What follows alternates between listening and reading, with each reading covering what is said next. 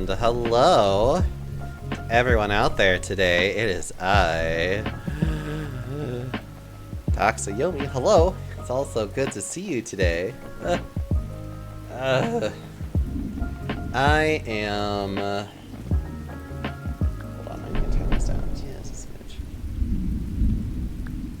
Also, I forgot that I actually had the smoothing, like the soothing rain and like thunder working on in the background, and I'm like, as much as I would love to keep that there, I can't.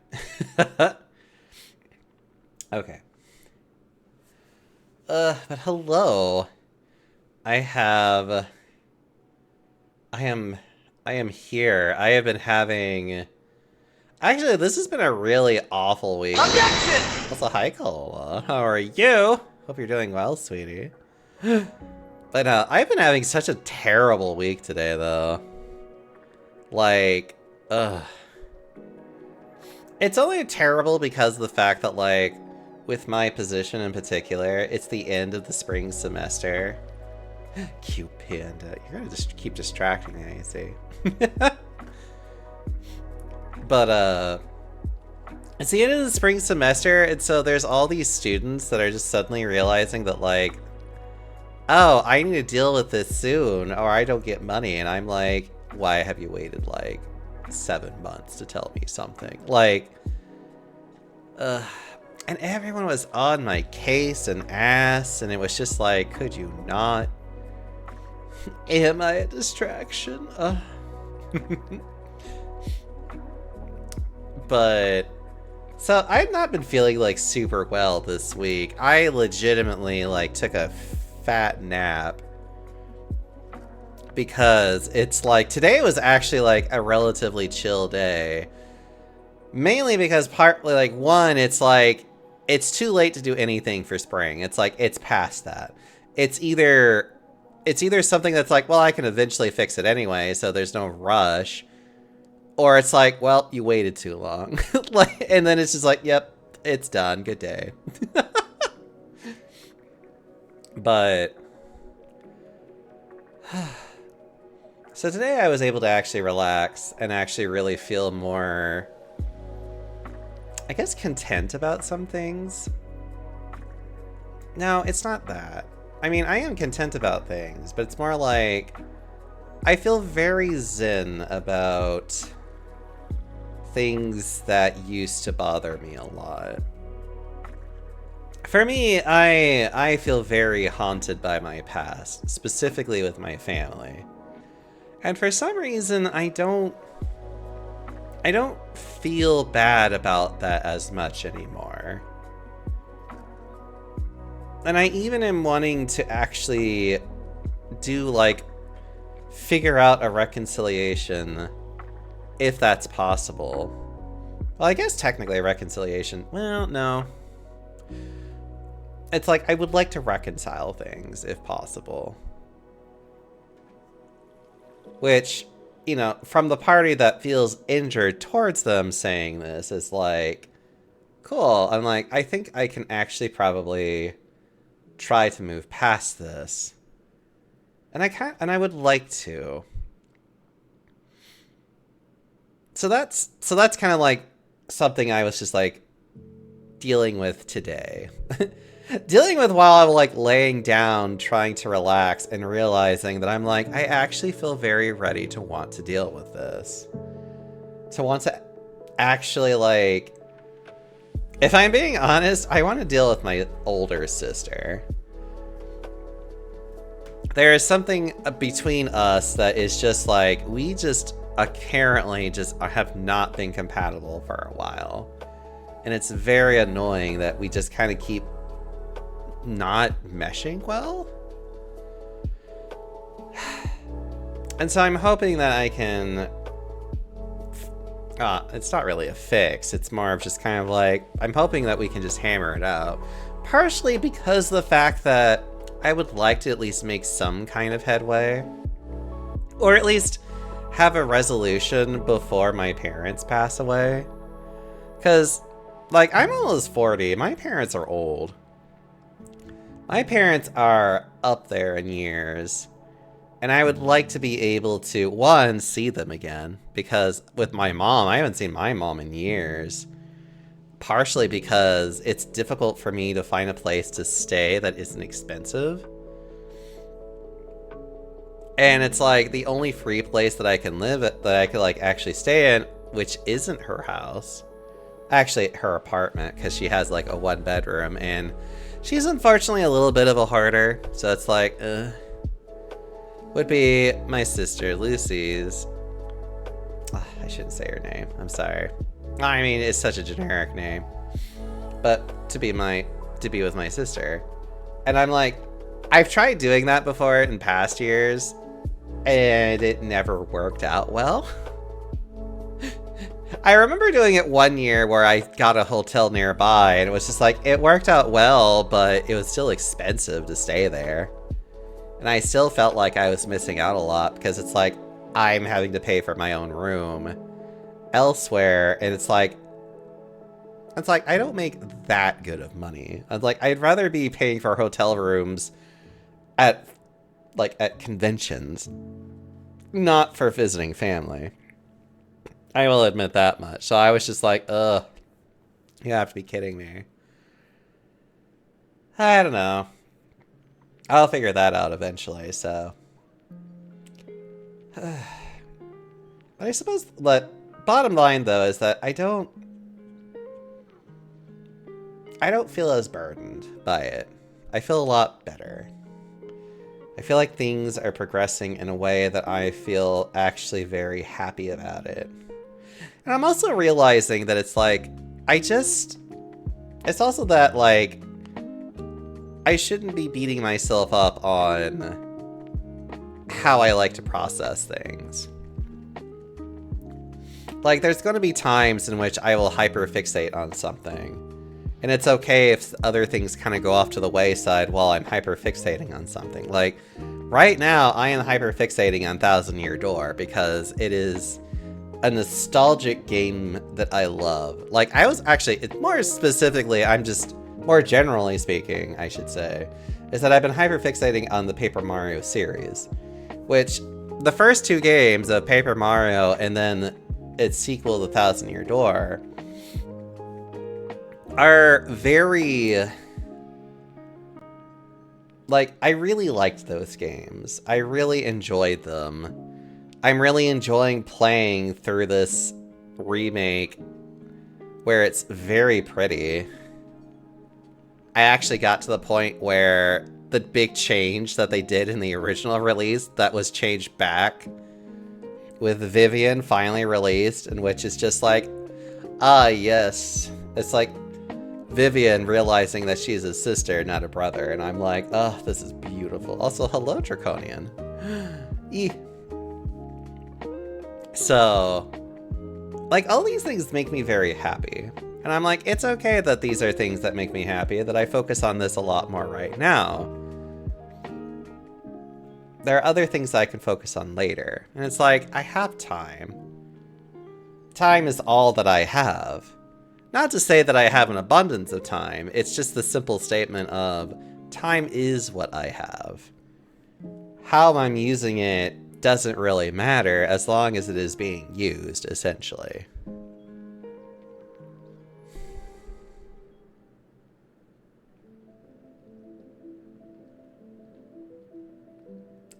Sorry.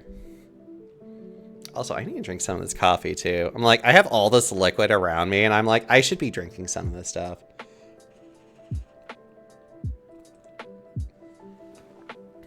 Delicious coffee. I have coffee because I've been so sleepy today, and I'm like, you know what? Fuck it. I'll just get a big old thing of coffee.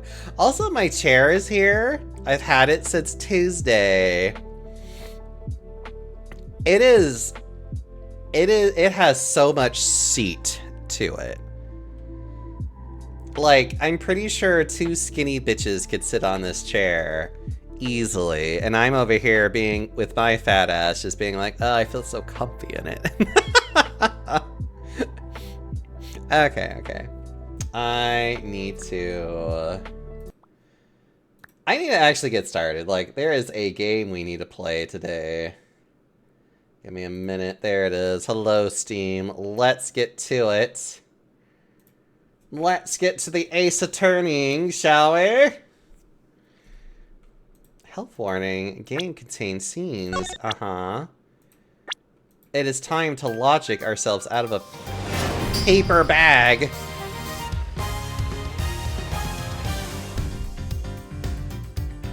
Hold on.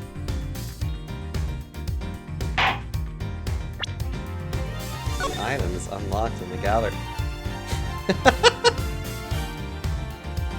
I hate this so much, but I love it at the same time. Alright, it's time to continue. Find the eyewitness.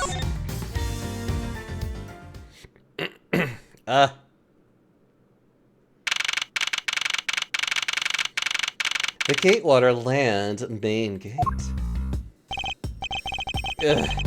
Chased out like a pair of peasants. Seconds before his murder, honestly. Hi, long lost. What? Mr. Edgeworth. Yes, Kay. There's something even thieves should never steal. Do you know what that is? You really shouldn't steal anything. However, I'll bite. What shouldn't a thief steal? A life. It's too heavy of a burden on your soul to get away with, ever. Ha! I saw you also caught it right as she was saying it.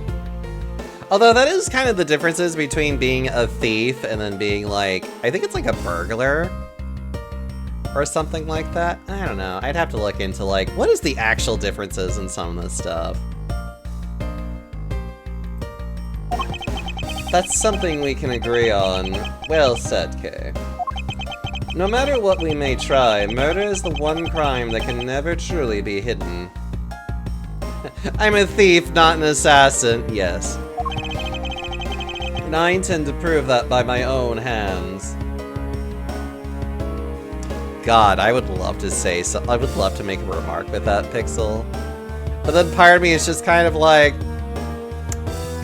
I'm like, you know I like to be spicy with a lot of my opinions and to be very much just kind of like, you know, very much showing my like very anti-capitalist sentiments.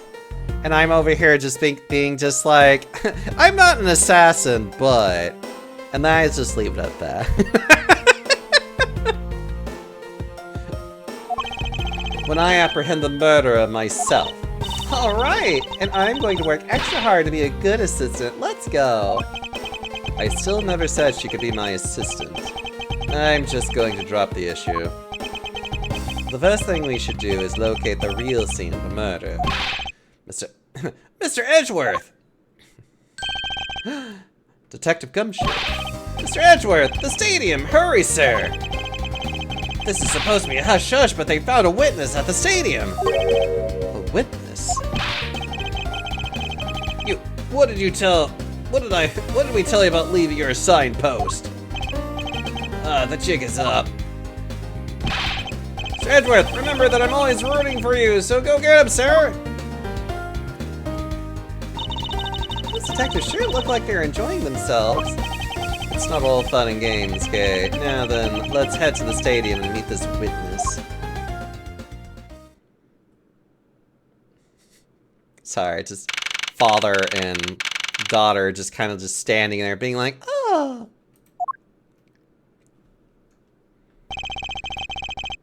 God, this thing looks so tiny. It looks so absolutely small. I thought there was a witness here.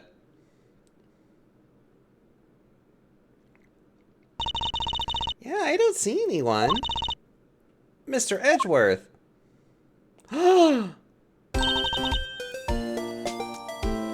she's all grown up. It's been so long since I've seen your face and now you're an adult. I think, probably. She definitely looks a lot taller. Long time no see. You are Miss Emma Sky, correct? Miss This girl is the younger sister of my former superior, Lana Sky. 2 years ago, we stood in the same courtroom together as witness and prosecutor. But her sister is still in jail or something? I think she's in jail still for other crimes, but not for, like, murder. Because I think she's essentially more of, like... Because if I recall correctly, she's in jail more for, like... basically tampering with evidence and shit. Like, basically, she's in jail because of the things that she was trying to hide. Not necessarily, but she's not in jail for murder. I think that's the big thing. Also, hi, Thorin. But I thought she had gone to Europe to study forensics. I can't believe you remember me, Mr. Edgeworth. Of course I do. How have you been? You look to be in good spirits. Are you still studying abroad? You bet. More than anything, I want to investigate crime scenes scientifically. I've been studying non-stop every day to become a top-notch forensic scientist. But it's spring break now, so I thought I'd come back for a bit. I see. I assume this is another Badger-mobile. Yeah, but it's a different color than the Blue Badger's car. Yes, this is the retina searing pink model.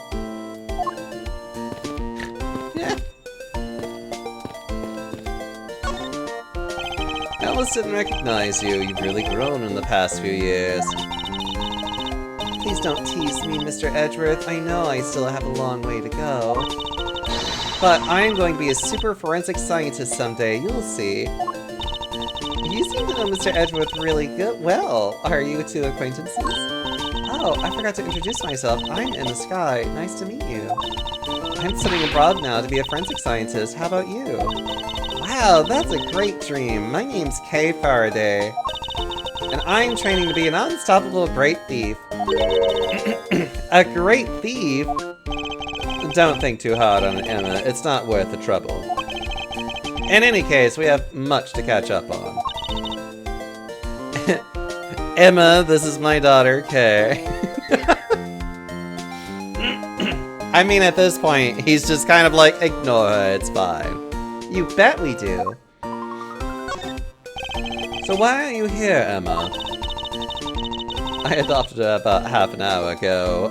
Unwillingly, mind you, but she's with me now. Well, I just happened to decide to come back home for spring break. And then I heard that you'd come back too, so I raced on over here. I had really wanted to welcome you back at the airport, but I had just missed you. And how exactly did you know I was here? Through the power of science, naturally. Never underestimate what science can do. I love how there's like what looks like a 3 or something along with like 1s and 0s, but... I use these to track your footprints, and I followed them straight to you. This set is the greatest. It's so wonderfully scientific. You spray the chemical on the ground, and when you shine the special light on it, zing! The footprints light up like an electrified noble gas in a glass tube. It's almost like magic, scientifically speaking. Hacker man, really though. Forensic science has never seemed more ominous to me than at this very moment. Emma, I'd like to ask you about what you witnessed. Huh? What are you talking about?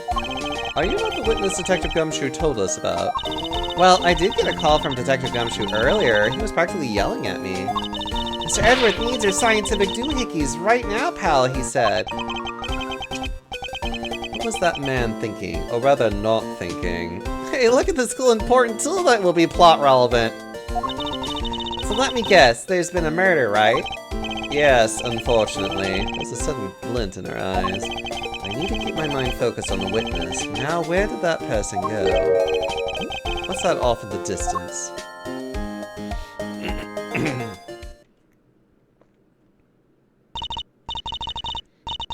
Oh, hey, it's the Pink Badger! Badger, get!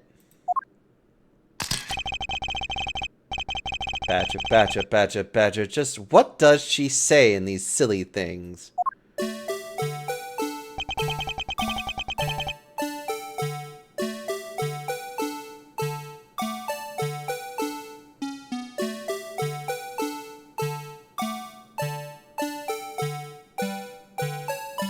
Sorry, you're gonna have to absorb this scene right now. You're gonna have to absorb this. All of it. You have to absorb how Edgeworth feels right now, just staring at this, with this song playing in the background. You have to absorb every second of just...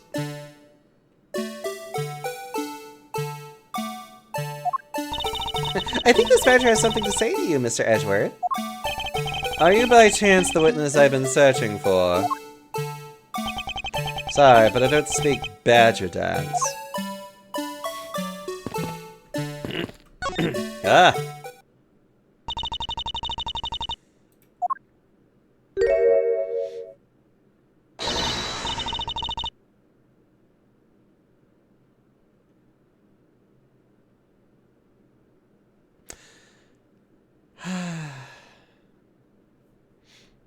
Why is everyone badgering and mushrooming? And why are there no snakes in this song? Also, why does it have to be Windy Old Bag? I can't take being inside that stuffy head anymore! You're... No, why her? Why here? Why now? I first met this woman 3 years ago. She was a witness in one of my cases. She has since gotten out of her way to pop up unexpectedly and greet my... Edgy Poo! Why couldn't you understand what I was trying to tell you? I mean, really. I was trying so hard to keep the kids' dreams alive by staying in character. But you couldn't pick up on what I was trying to convey to you. I'm sick and tired of that roundabout way of talking, so I'm just going to be direct. I had a bad feeling before, but this just made it official. The day has gone beyond the typical not my day into the realm of waking nightmare. I was thinking about it, then remembered who was under the suit. So you're a friend of Mr. Edward too, Miss Pink Badger? You could say that, but right now, I'm just the Pink Badger, dearie. She may look the part, but I know better than to trust my eyes around this woman. My name is Windy Oldbag, but you can call me Windy or Granny or whatever suits your fancy. Nice to meet you, Miss Oldbag. I'm Kay Faraday. What do I care about a young whippersnapper like you? Yeesh, I was just trying to be polite.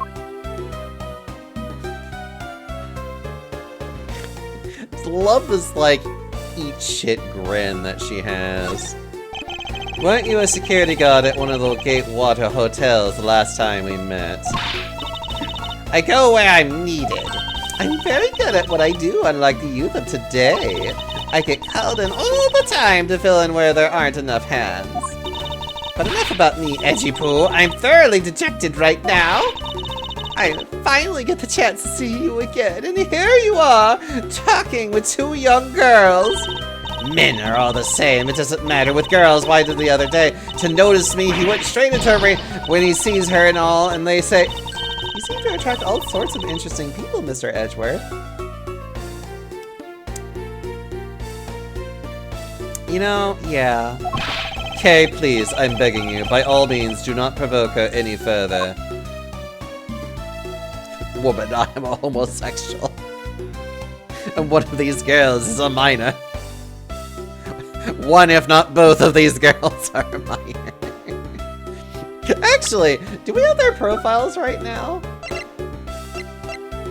She is 17, so she is a minor.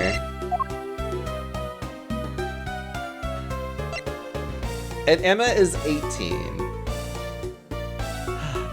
And she's a high schooler studying in Europe.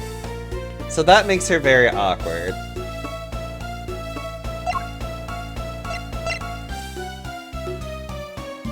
Yeah, It's like, one is definitely a minor. The other one is just like, it would be weird if you wanted to do anything with her. Because I'm like, she's like just 18. I'm like, I would have to seriously stare at you a little hard. But these girls are under 20, please cease.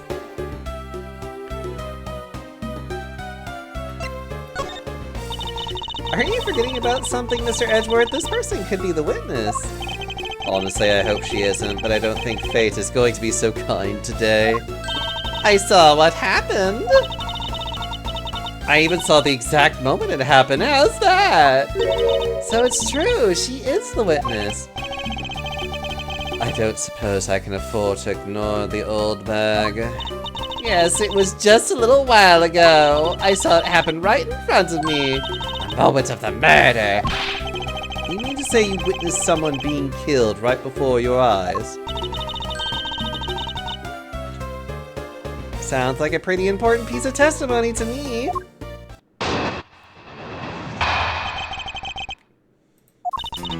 I came to the stadium to take a short break. As I was resting, I happened to glance over and saw two men facing each other in the area. Suddenly, there was a loud gunshot, and the person who was shot fell to the ground. It was a very terrifying experience, let me tell you. Looks like we hit the jackpot, huh, Mr. Edgeworth? Yes, I can't afford to ignore what she has to say. Unfortunately. What's that unfortunately you tacked on to the end supposed to mean, Edgy Poo? Well, anyway, let's see what we can find out from this little old lady. Rebuttal.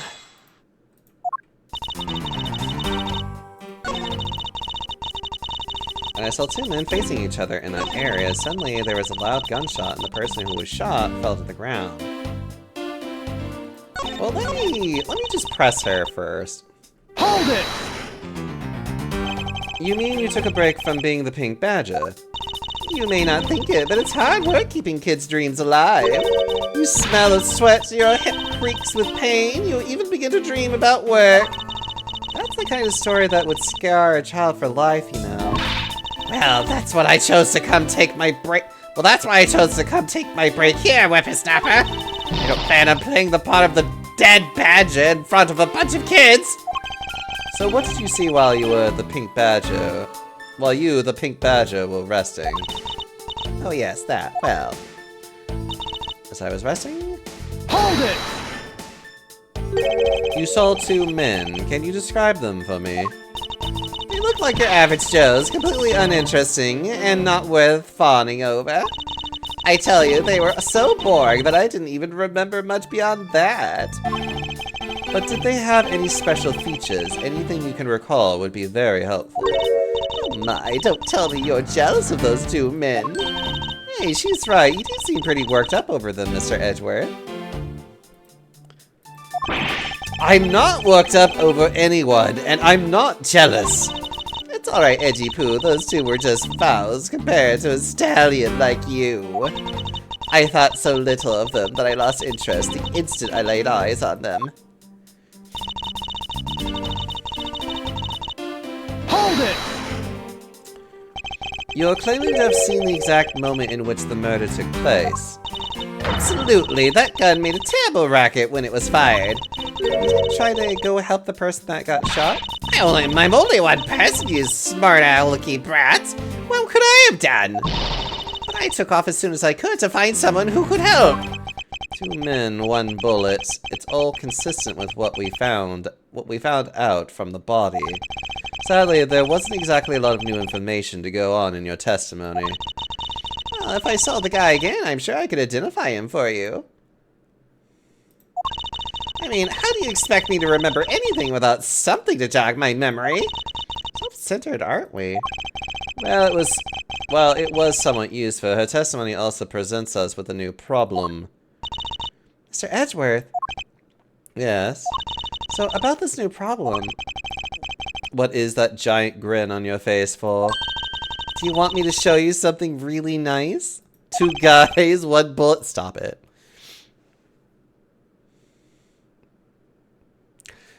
No, thank you. Don't be so mean. I swear it's something you're going to like. What is that gadget you're holding? What is a cell phone? What you see before you is the secret weapon of a great thief. Ah, I should have known it would be worthless. Ah, don't be like that. What do you think now? I'm sorry, I love the little noise that came out of it that was just like... Brr. What is it doing? It's projecting something into the air. Being a boomer about technology despite being in his 20s.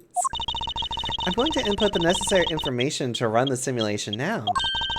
Once I'm done, I'll increase the size of projection to its maximum size. Dark skies of evening when no other bird dares take wing, one alone remains all-seeing. Now witness the true power of a real modern-day Robin Hood.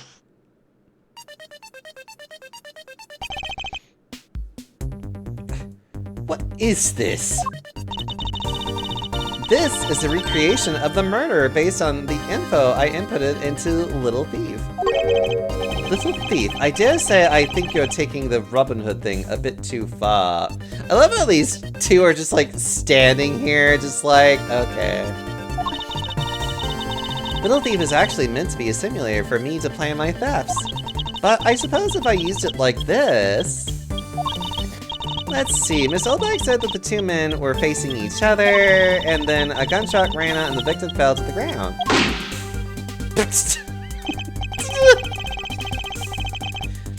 Ah, so with this, we can expect the crime scene as if it was in the past.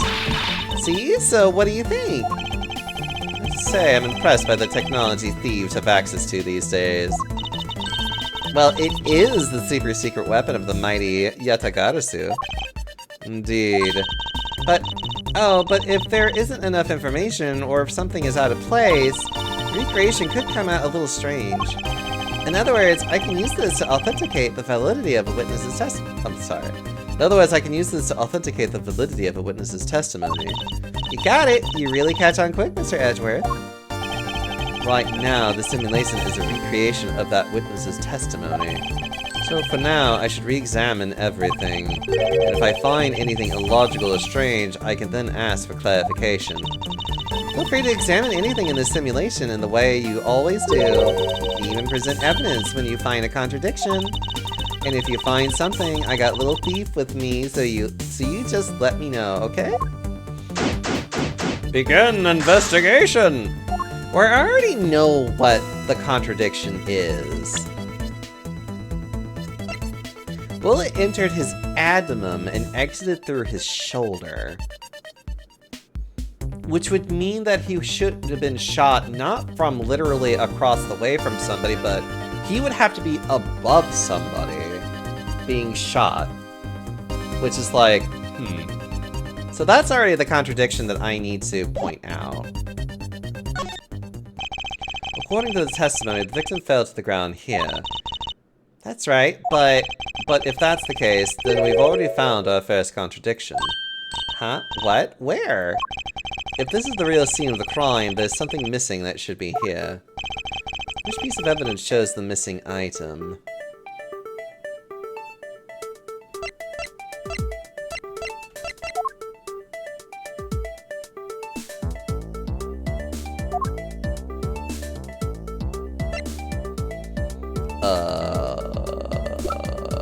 I'm overthinking this.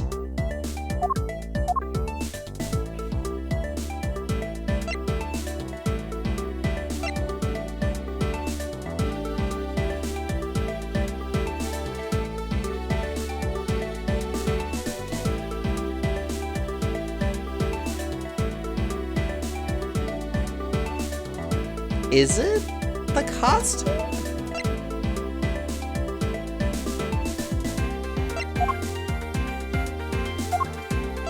What piece of evidence shows the missing item?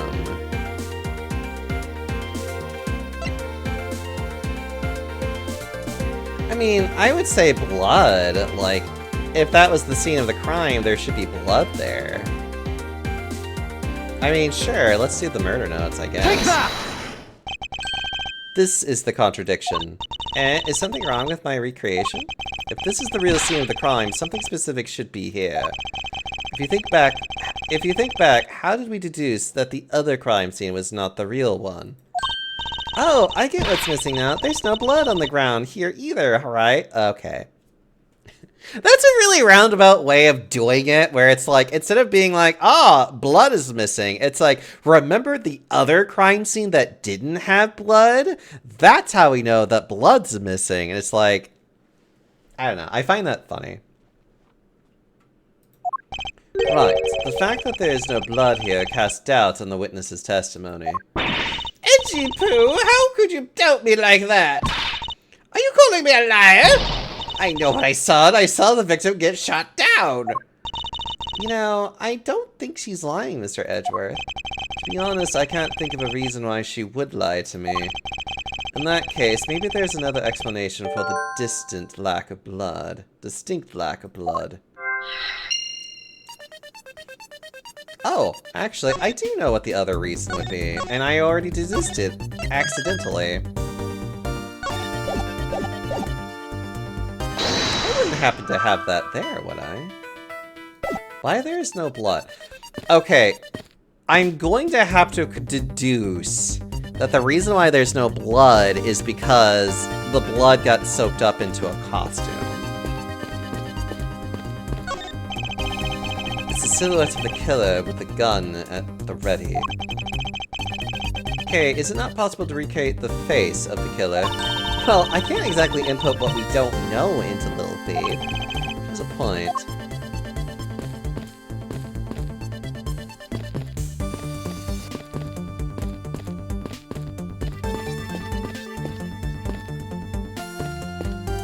Wait, I'm sorry, what was this one? Following a kidnapper's prints led us to the body. Was the victim in a costume? Oh, do I just need to connect these two together?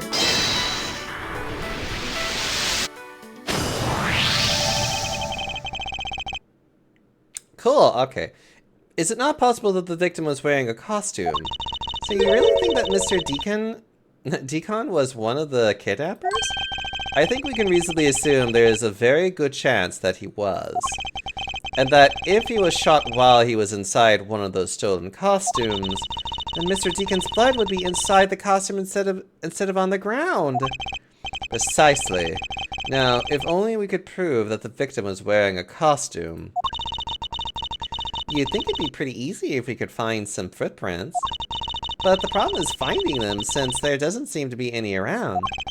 Footprints, huh? I wonder how we can go about finding some of those. It's not like we didn't talk about this literally like 5 minutes ago. Hi, Emma. Do you think you can help us with that? This is amazing. Just feel the power of science. Emma, about that method you were talking about for finding footprints. Oh, finally, my expert knowledge in forensics is needed. Yes, well, can you detect and trace even partial footprints? Leave it to me. My cutting-edge detection kit can find anything. Very well, if you could please analyze the footprints in this area. Okay, stand back now and witness the power of science at work.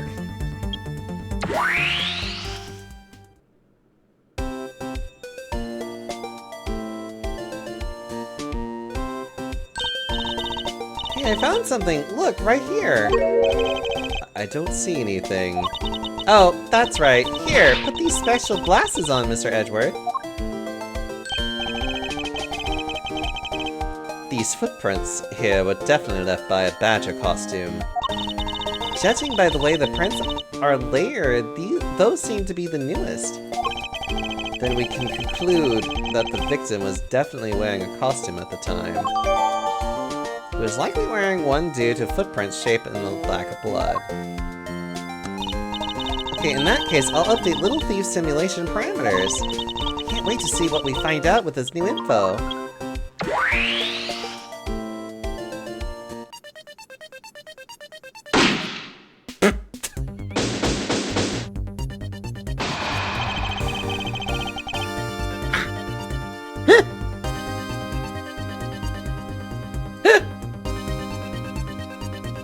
Sorry. It's what I've always wanted.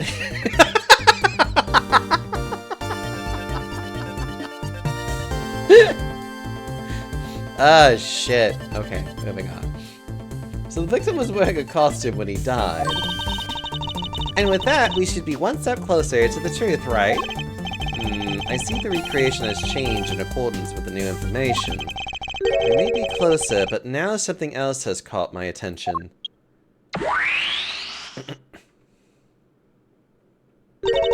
What do you want?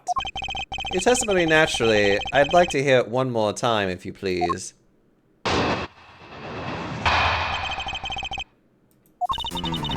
The stadium took a short break. As I was resting, I happened to glance over and saw two men facing each other in that area. The person who fell is shown.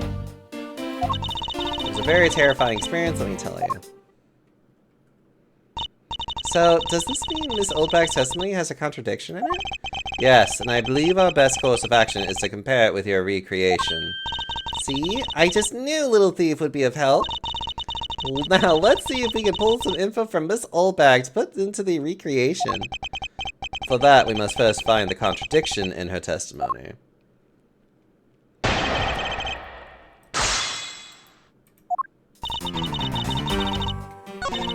As I was resting, I happened to glance over and I saw two men facing each other in the arena. And that is the contradiction, is that she saw two men, instead of it being a badger. He was likely wearing one due to his shape. Yeah, the victim's costume. Objection! Two men. How did you know the gender of the two people involved? You know, that's a great question. Seeing as how the victim was wearing a costume at the time. Ah! Furthermore, I have another matter I'd like to inquire about. I'd very much like to know why you failed to mention the costume in your testimony. Good. I'm beginning to doubt if you really witnessed the murder at all. But I'm telling you, I really did see it. I saw it with my own eyes. From a seat in the second tier. The second tier? Hey, didn't you say you saw it right in front of you earlier? That was, you know, I was using the phrase in the metaphorical sense. Ugh, I see our witness still has a screw loose in the metaphorical sense. The cushy seats of the second tier are reserved for hot shot VIPs. Which is exactly why I go there now and again to take a nap. I can't see how you could have gotten a good look from there. It's so high up. Were you able to see even the victim's costume from way up there? Well, I know I saw two people, but I couldn't really see what they looked like because they were in the stage's shadow. It's hard to make out the killer and victim that Oldback saw in the stage's shadow. My eyesight isn't what it used to be, you know. Not like when a good man for 100 paces is also known as the Flash and try to make a move. Just a judgmental eye. Let's return to our investigation, shall we, Kay? You got it! I love how she's like huffing.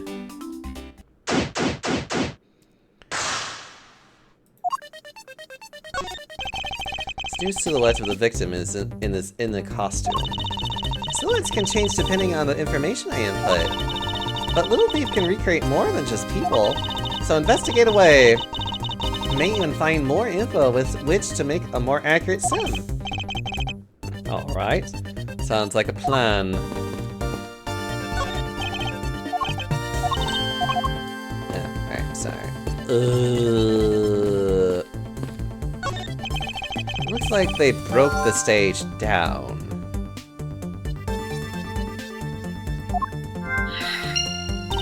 I guess this means they're done for the day. Well, maybe it's because a different show is scheduled to start in its runtime.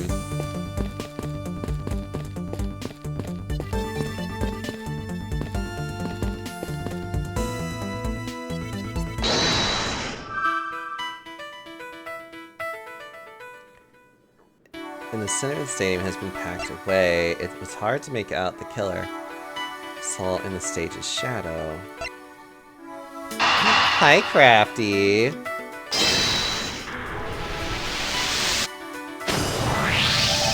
If that woman's testimony is to be believed, the murder occurred before the stage was broken down.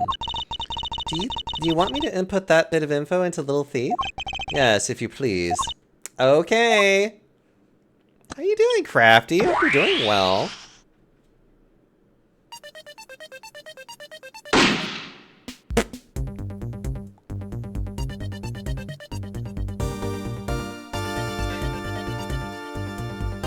I think you'd appreciate. Oh, what is? I can't wait to see it. I would love to. Battle of the Magicians, Max Galactica versus Trope Ramrier.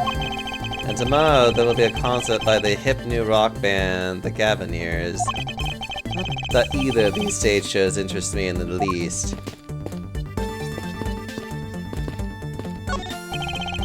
This new silhouette of the victim is in a costume. Silhouette can change depending on the information I input, but Little Thief can recreate more than just people. So investigate away. You may even find more with what... Alright, sounds like a plan. There's clearly a contradiction here! Please stop stealing my lines. Oh, come on, it wasn't that hard to see it coming, even for a layman like me. I suppose, in any case, it's not possible for the killer to have stood here in that way, because there was a very real stage set up in this spot at that time. Yeesh, I told you I got it. Do you feel the need to explain everything? Yes, well, in any case, we still need to resolve this unusual situation. Isn't it obvious? The killer was on top of the stage, naturally. Right, Miss Oldbag? Yes, I remember now. The killer was standing on top of the stage. See? Now let me update the info in the simulation.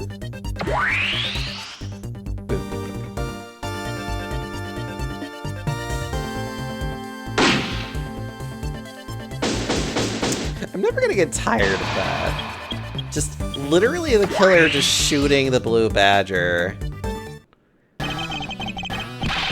Well, what do we hear? A bunch of hooligans running amok, I see. I am a hooligan. Aw, that's so cute. I would nibble.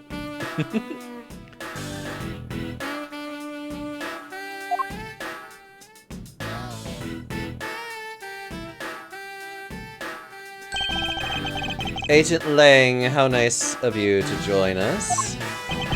Well, I can't have you going around messing up my crime scene. Agent Lang, we've discovered the real scene of the murder is here, the stadium. I see, thanks. For what? I'm just trying to show you my appreciation for all the time you saved me. Who knew that such a strange little toy could recreate a crime scene like that?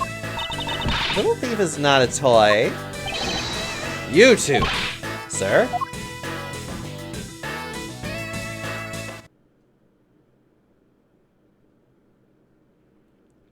Oh, that's so fast. And there you have it. You see, big boys like me don't need silly toys, little girl. Now this is a recreation. So what? Do you still intend to assert that Officer Meekins is the killer? Of course. Even knowing that the crime took place here doesn't let him off the hook.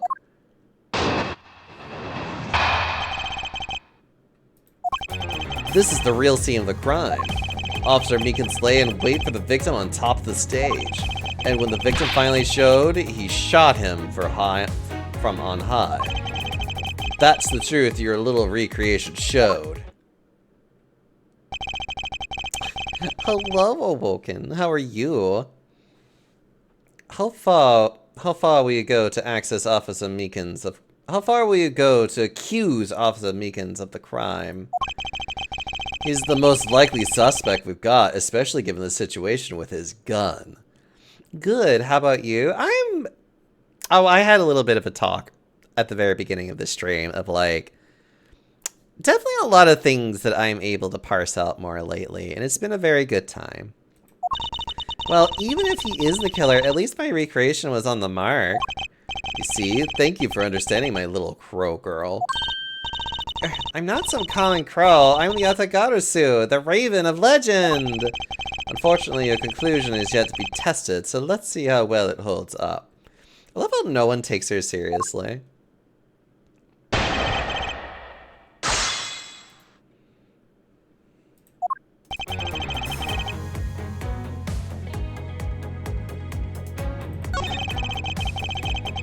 On top of the stage.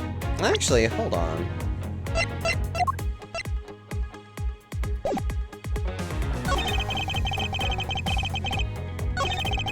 Lay in wait for the victim on top of the stage. Hold it! Looks like we found the real crime scene first. Ha! Brag all you want, but we don't have all that free time, unlike the two of you. You know what you remind me of? A dog licking his wounds as he's whimper home. Well, I guess I should be thankful for all the time you saved. I think that's JJ, if I remember. That's how we say thanks in my country. You're welcome. I hope he realizes we didn't do all of this for him. Or is it Gigi? But I'm here now, so I'll be taking over. As I was saying, this is where the crime took place. I love how we could have just like a petty moment. Gigi, I think. Ah. Officer Meekin's laying wait of the victim on top of the stage. Lying in wait. How did Officer Meekins even know the victim was going to come here? Simple. He was investigating the kidnappers, right? And while he was doing so, he came to understand the victim, Mr. Deacon's movement. Objection! Huh. And why would the good officer want to ambush and kill a kidnapper? Knuckle back! You mean his motive? Who knows, and who cares? You can find that out for yourself when you talk to him in jail. You have no respect for the order of law. Don't get me wrong, but I need more than there's no motive to convince me otherwise. He's right, the lack of motive is a rather weak argument by itself. So the officer laid away on top of the stage. And when the victim finally showed... Hold it! So you agree with how our recreation turned out? Like I said, I'm grateful that you were able to save me some time. Alright, but we still don't know why he chose to wait on top of the stage. Who cares? Maybe he wanted to become the Blue Badger. Who's to say he didn't see the stage and decided to put on a Badger stage show of his own? Or maybe there's a completely different reason. What does it matter? It still doesn't change the fact that Officer Meekins stood up on the stage and shot the victim on the ground below. That's the truth your little recreation showed. Hold it! So you honestly believe that what you're saying is what really occurred? Hey, you're the ones who came up with this scenario. Are you saying you doubt yourself? Touché. Fortunately, Agent Lang's conclusions do not contradict with our recreation. Then does that mean it all went down just as he says? No, not quite. I wonder if we had recreated earlier was the whole truth.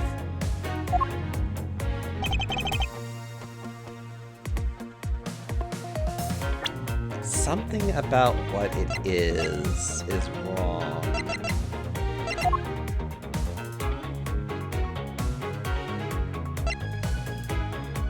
Well, that's probably the first thing is for the victim.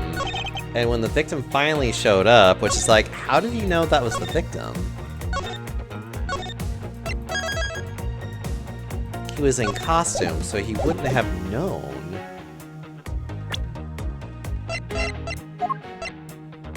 Objection! If you could take a look at this piece of evidence, really, that's not the contradiction.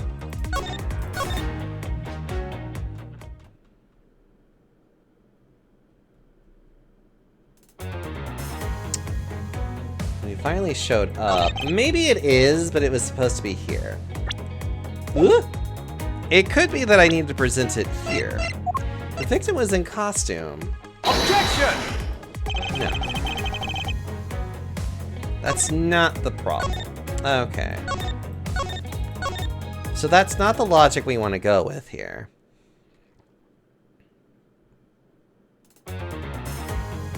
He shot him from on high. Officer Meekins lay in wait for the victim on top of the stage. What do we have?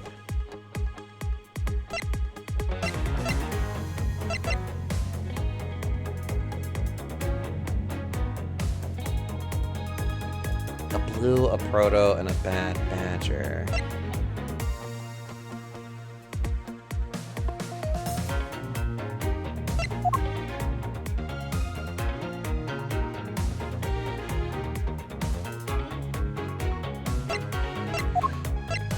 Officer Meekins lay in wait for the victim on top of the stage. But the bullet entered his abdomen and it exited through his shoulder. That might be the evidence that we need to present. Objection! Probably not there. Trying to think this through. Because that is the problem, is that the wording specifically says... And when the victim finally shot him from on high... Oh, yeah, that would be the... Objection! There we go. That's where I needed to put it.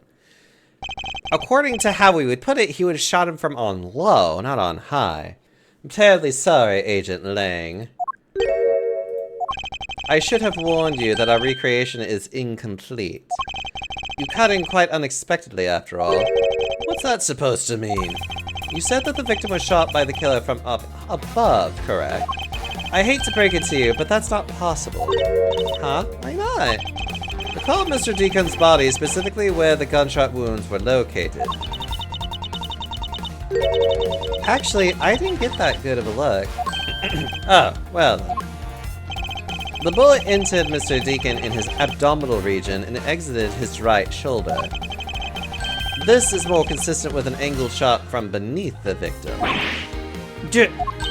Then, yes, our recreation had the victim being shot at an angle from above. A clear contradiction! You're discounting your own conclusion? No, this one point is the only flaw. I think it's gonna pull some shit like, actually, I had an autopsy performed. This was the mistaken parameter in our recreation. The killer's and victim's locations. In other words, they should be switched. Yes, the locations of the killer and the victim were wrong. I get it, I see what you're trying to say. I believe the killer and the victim were standing opposite to what we initially thought. It was the victim who was on top of the stage as he was being shot by the killer.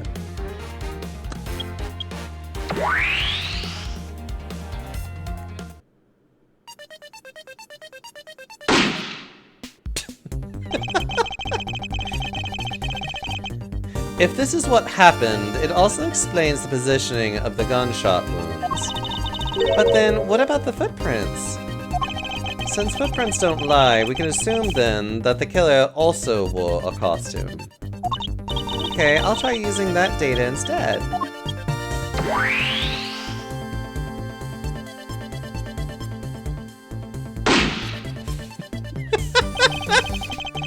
Yes, it's going to get me every time. Judging by the fact that both the killer and the victim were wearing costumes, I say it was a killing between the two kidnappers. That would be the most natural conclusion. If it had entered the shoulder and out through the stomach, it would have left a mark on the floor or splattered out more on the ground. This is all, yeah. Also, hi Blaze, how are you? Wouldn't you agree, Agent Lang?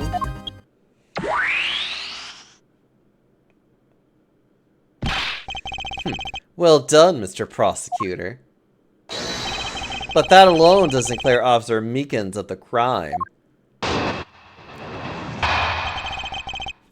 It was the butler in the lounge with the candlestick. You're welcome. We can all go home now. I wish. That's what Lang is essentially trying to do here. He's literally trying to be like, I'm going to do this right now, and it's all solved. Unfortunately, it's Edgeworth that's trying to complicate this by, the little thing called the truth. But hello, Patchwork, and hello, Blaze. Oh, blah. Another bit of proof. I ask that you take another good look at the tire marks over there. The 3 marks are indicative of the blue Badgermobile. That story Officer Meekins told about the shop on the wheels getting stolen was just a lie. He drove the blue Badgermobile here and committed the murder. Then he used the car to move the body to the garage in the Wild Wild West area. Here for my favorite story time? You believe he moved the body with the car. That's right, it was Officer Meekins himself who pointed us the way he did. The 3 tire tread marks are very telling, however. Is the blue Badgermobile the only thing capable of creating such a pattern? I mean, there's the pink one that's literally right there.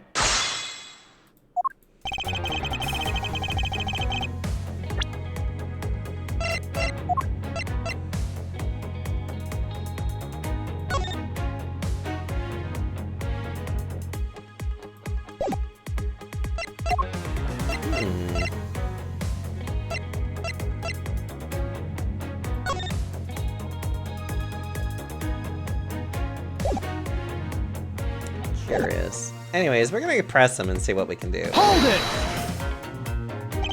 The tire marks? Yes, the tire marks, the ones that are behind the stage. They were hidden up until now by the various pieces of stage equipment. And for when they were made, they must have been made after the rain had begun to fall, correct? Yes, and probably around the same time as when the killer footprints were made.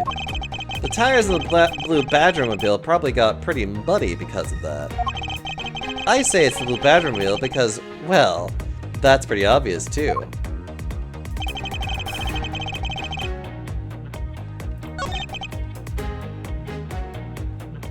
I guess we need to take another good look at the tire marks over there.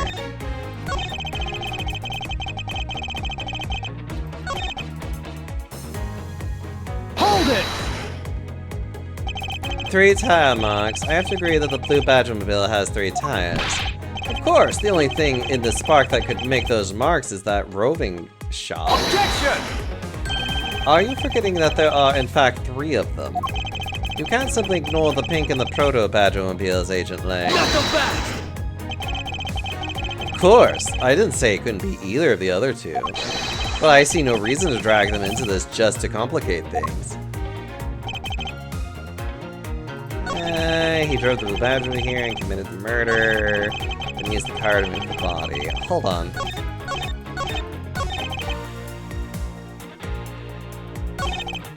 Yeah, because it's here that he mentions the mud. Hold it! Of course you have some sort of proof that it was all a lie, correct? Of course not! Well, that was blunt. But suppose it was a lie, it would explain a lot of things. Like his movements and his whereabouts. He drove the blue Badgermobile, committed the murder. So you still claim that the tire marks belong to the blue Badgermobile. It must have arrived on the scene after the ground had become wet with rain. Officer Meekins committed the murder. Body of the Wild Wild West area. Hold it! Besides the blue Badgermobile, there are other ways the body could have been moved. Not so fast! Recall what the Wild Wild West area looked like? Only the blue Badgermobile and Mr. Deacon's body were in the garage. I'd say that's proof. I suppose if one were to look at that place, that would be the only logical conclusion. However, my experience tells me that the truth is usually not so easily found. Is there some sort of problem with Agent Lang's statement with regards to that scene? Looks like the only thing that car was selling was death, not dreams. Only if what Agent Lang believes turns out to be true. 3-tiered tread marks are very telling, however. Is the blue Badgermobile the only thing capable of creating such a pattern?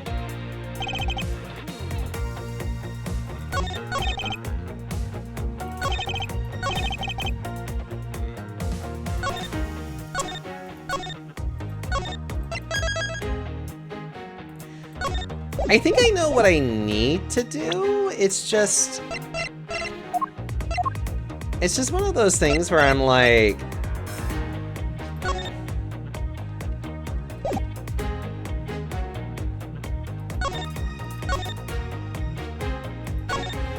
blah, blah, blah, blah.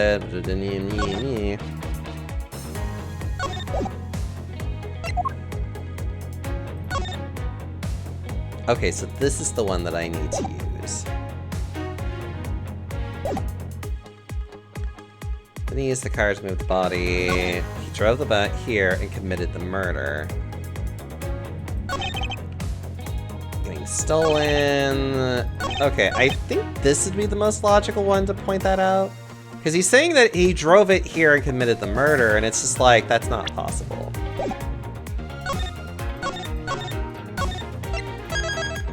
I think I know what I need to do, because it was brought out very bluntly that the tires would be muddied, which they're not. Objection! Yay!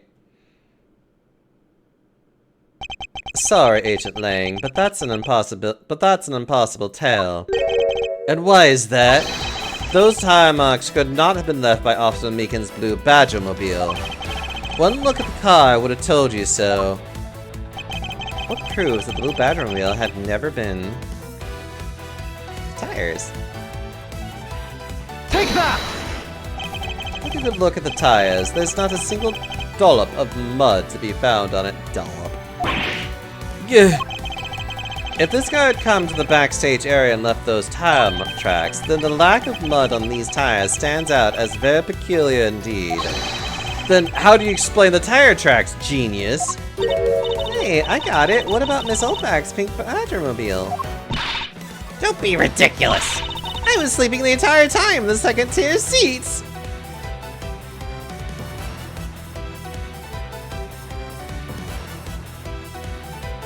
Sorry, I just really like this song, by the way. Indeed, I believe we can rule out her as someone related to the crime. However, there is yet one more roving store, as I recall. Oh, you mean Proto Badger?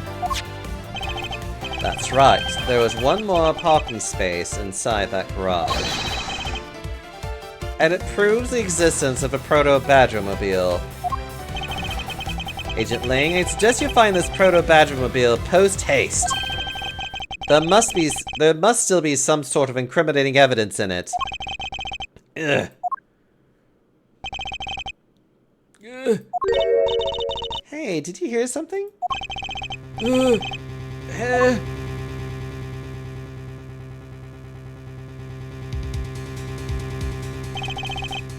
Help me.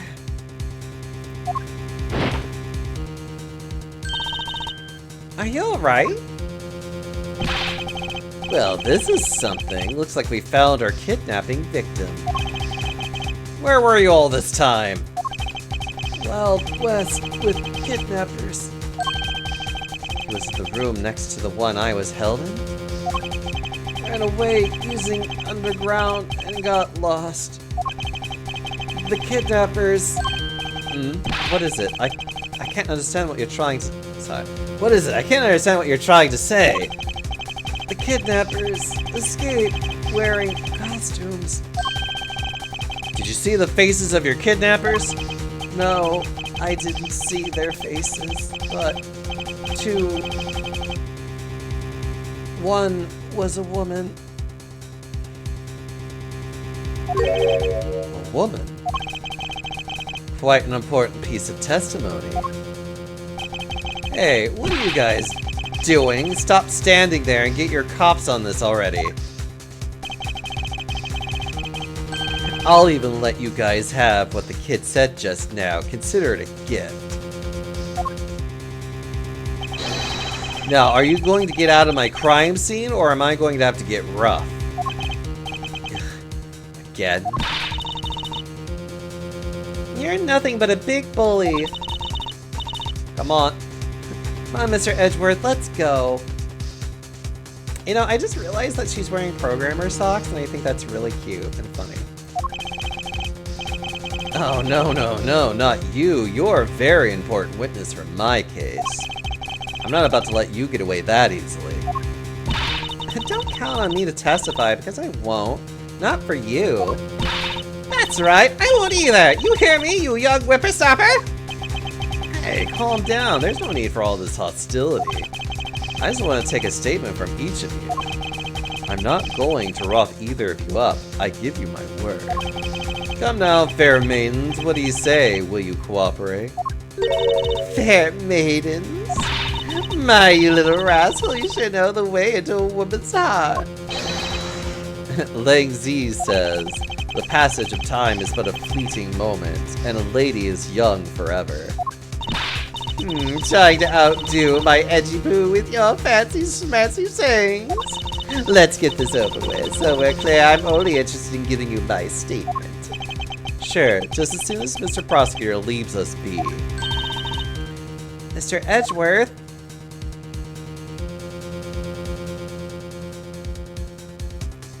Yay!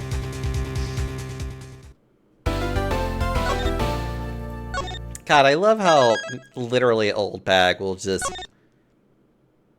constantly go back and forth with being like, oh, hot young men wanting my attention. Oh, like, absolutely love her. Cat. Cat.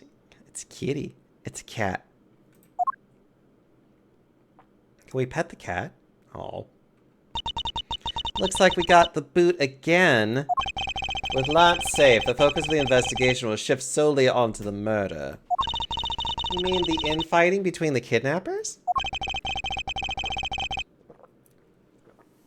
Yes, and also the identity of the remaining kidnapper. Miles, my boy! Tell me it's true. Tell me that you've really found my boy. Yes, Mr. Amano. We found him earlier in the stadium. Then my little Lance is unhurt? He's not exactly the picture of perfect health, but his life is not in danger. He's being questioned right now by Agent Lang. Poor Lance! It must have been so horrible for him, locked up in a...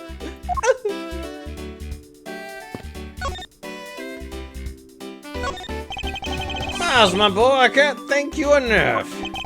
It was nothing. I'm still shocked over what happened to Oliver.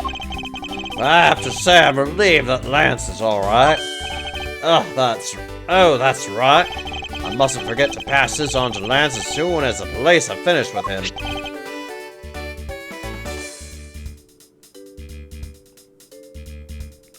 A letter? Oh, the way Lance is being chased after by women reminds me of someone I know. I almost can't believe I received yet another love letter, you know?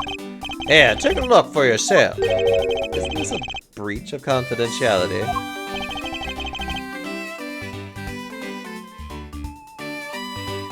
Tinder Lender Loan Company. Okay.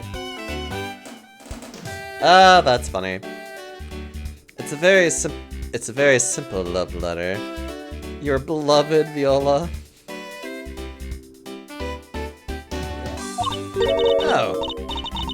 Oh, hey, let me see. That's really weird.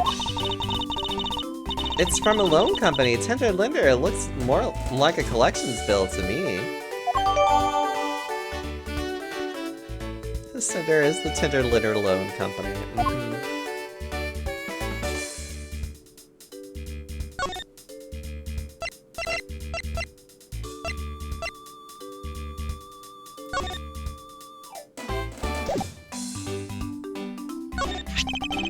This was found in the body of your butler, Oliver. But what strikes me as odd is the name engraved on the back, Colin d'Ivoire. Oh, Colin Livery? Vildor Dillon? He's so sad that he's got it all mixed up in his mind. I understand, but the last one wasn't even close.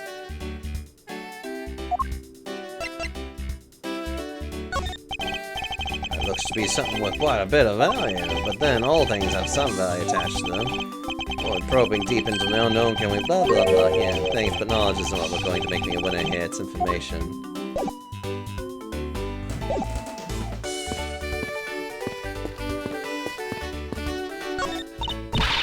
I got you now, you vile criminals. I'd think the kidnappers would be better sense than to try hiding in these. Oh, come on, lighten up, will you? I was only joking. I don't really think that the criminals would be hiding here, right in front of two officers. I certainly hope not. There's a cat! Pet the cat. Pet it. Pet it, Edgeworth! No, you're fine.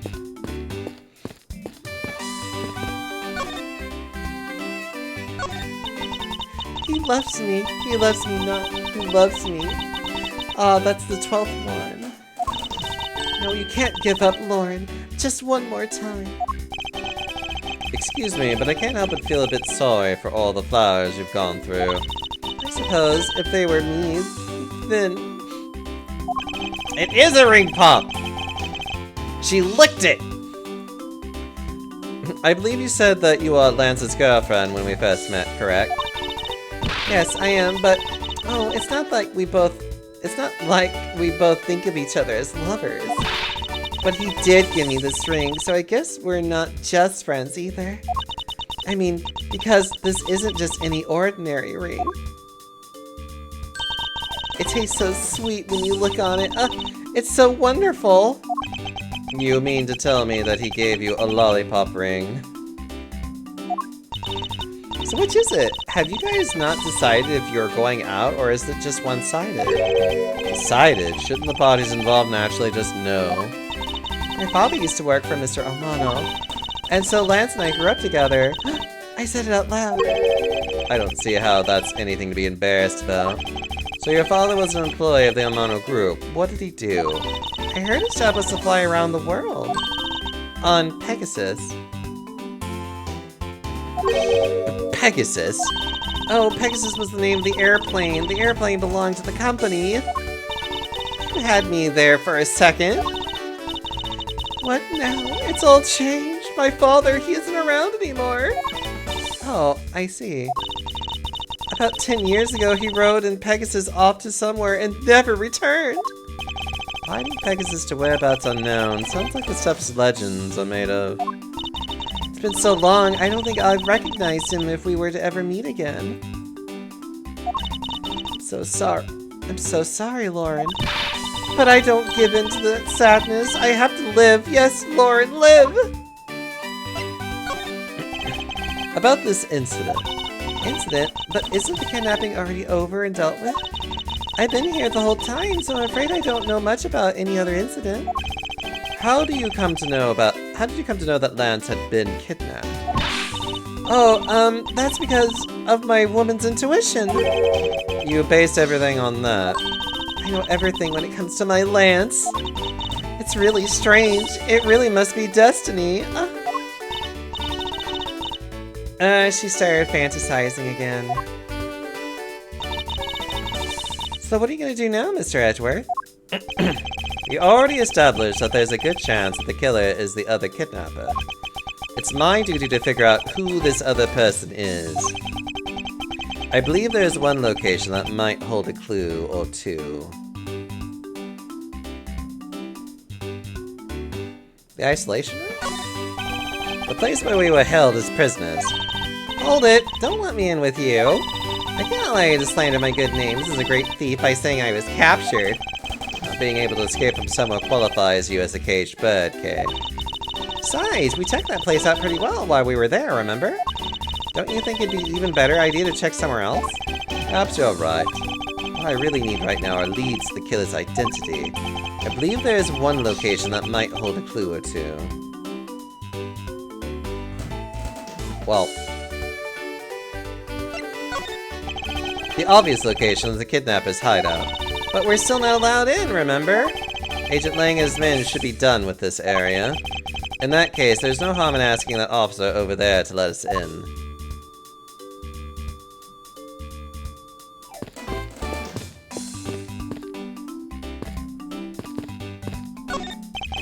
It's a set of tire tracks originating from the garage. Aha! So that means the car left from the garage at some time, right? Correct. But for the car to leave these tracks, it would mean that it left during the passing rain. That's the only explanation as to why these tracks are made of mud. 3 treads. I can also safely assume it's a special type of car.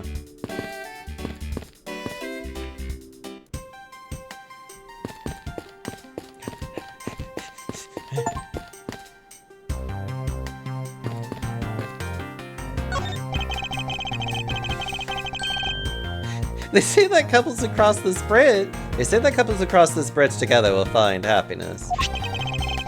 Oh, so the Great Watered Land pamphlet says. But you'd think that they'd already be happy because they were able to come together. Logistics aside, I wonder who came up with this tale and when. This bridge doesn't look old enough to be the stuff of legends. Well, some things are better left uninvestigated, don't you think? Ignorance is bliss. What the fuck is he doing here? Why are you here? May? I swear to God, if you somehow become the killer in this case, I am going to strangle you. You better stay away from here. I'm getting tired of having to prosecute you.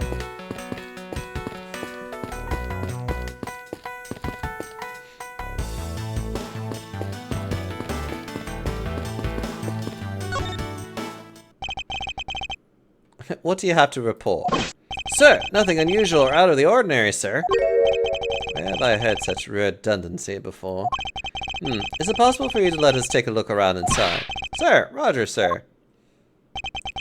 That was surprisingly hassle-free. Are you certain? Did Agent Lang order you not to allow me in? Sir, that's true, sir, but...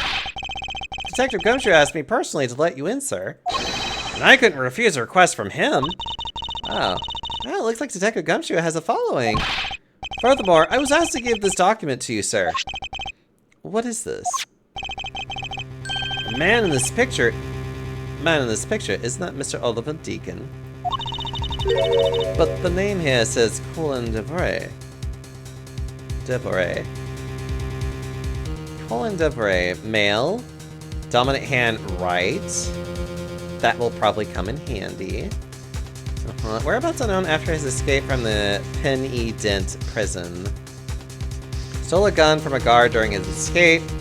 We thought he might head for his wife and sole daughter are, but despite our surveillance, he has yet to show up. That's the same name as the one on the back of the pendant. Here's that Colin Devore was his real name. What's this? He was convicted in a case 10 years ago and sent to prison. What? Then what was he doing here? Apparently he broke out of jail and then just vanished. He must have become Oliver Deacon to cover up the fact that he was an escaped felon. Now I'm not sure what's going on anymore. Is there some sort of link between the victim's past and this current case? These police documents are rather detailed. I should take the time to give them a thorough read eventually. It's fine, let's focus on one thing at a time, starting with the kidnapper's hideout. Yeah, I agree, we should investigate first, think later. More than thinking things through, I think you should try remembering things first. Now then, if you could please unlock the door, officer. It was locked up until a little while ago, but since then the door's been wide open, sir. I'm not sure I follow what it is you're saying. Care to explain in a bit more detail?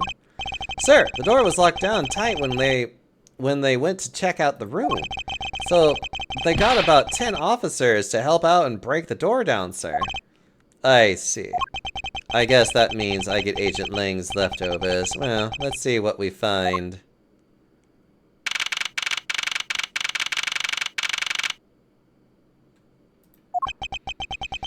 So this is where the kidnappers planned their foul deed. While you were tied up for a while in the next room. Next door. Okay, please, must you bring that up again? Now then, down to business. There might still be some clues left in this room. Let's try to find out what we can of the other kidnapper's identity.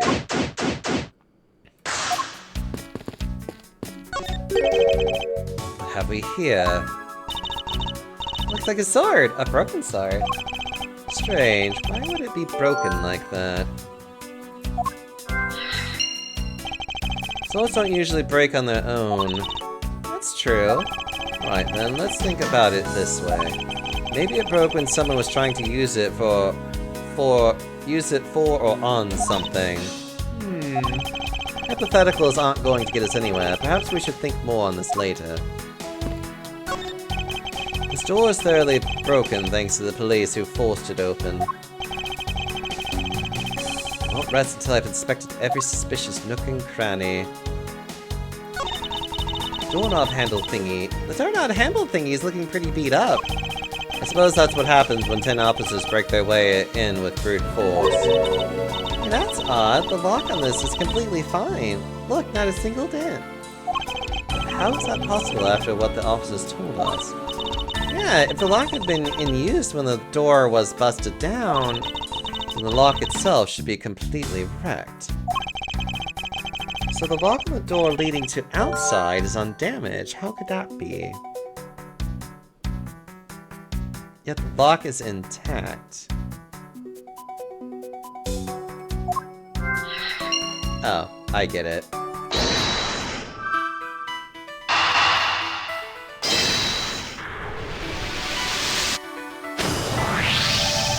It's a bit strange that the police had to force their way into an unlocked room.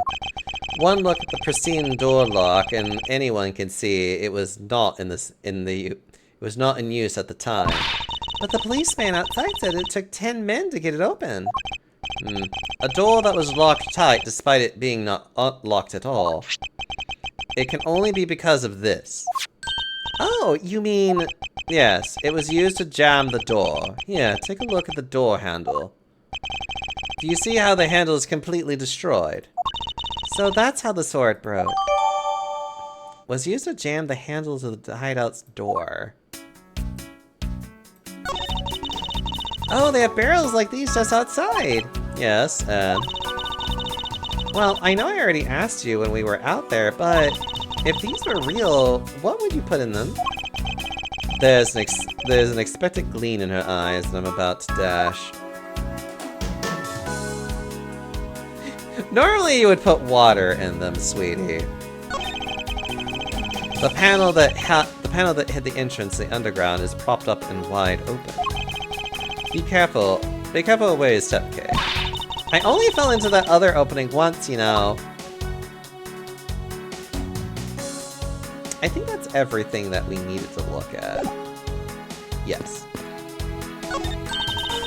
Hey, there's a trapdoor in this room too. It's not a trapdoor, it's an entrance to an underground passage cave. I know that. The door leading to the outside world was locked. So Lance must have escaped his prison through here. But it wasn't locked, it was barred. Unused folding chairs lean against the wall in their folded state. Wow, whoever lined these up did it perfectly. They're not even a single hair off.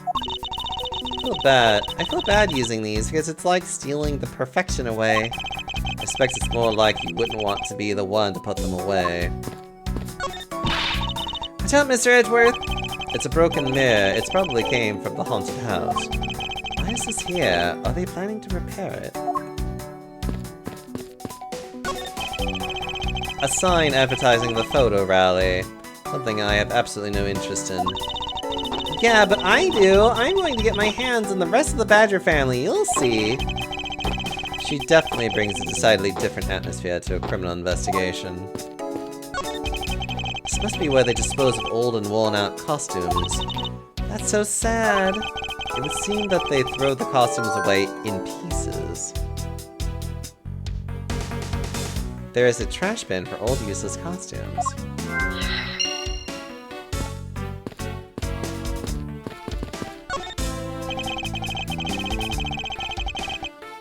Well, there's the key that's right there. I wonder what this key is to. You got me. It reminds me of the key we found in the other room. That's it. This must be the key to one of those trapdoors. That wasn't a trapdoor. You only call it one because you quite literally jumped into it. Hey, but isn't that what you're supposed to do when you see one? I am not having this conversation with you. Cheap styrofoam cups. Looks like only 3 cups were used.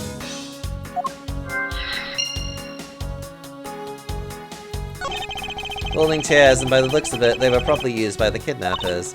There are 3 chairs set around the table.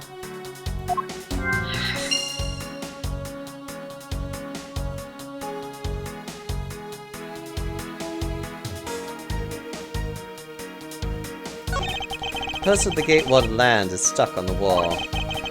Intrigue, fun, prestige, Gatewater Land has it all, and it's waiting for you. It's not especially catchy, is it? Hi, Ark, how are you? My god. There are 3 folding chairs and 3 cups.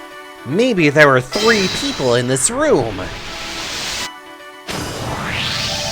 The common denominator between the cups and the folding chair is the number 3. Speaking of which, the number of missing costumes is also 3. A smile being fruity this month? Of course! When isn't he? Wait, but I thought there were only 2 kidnappers. Indeed, something isn't adding up, literally. Is it possible there's a 3rd kidnapper that Lance didn't see? I thought that we might uncover the true identity of the kidnappers, but instead we've only uncovered more questions that need to be answered. What is it? Well, well, Mr. Edgeworth, am I correct? What are you doing suddenly popping out of the secret entrance like that?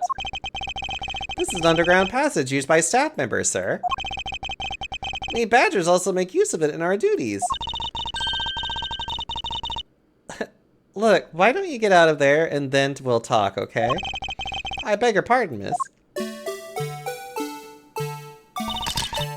Proto Badger, get! Alright, one more, only one more to go! What are you getting all excited about? Did you forget the photo rally? Duh! See, look, now all I have to do is get a picture of the Bad Badger and I'm done! Yes, I vaguely recall a contest or something of that sort.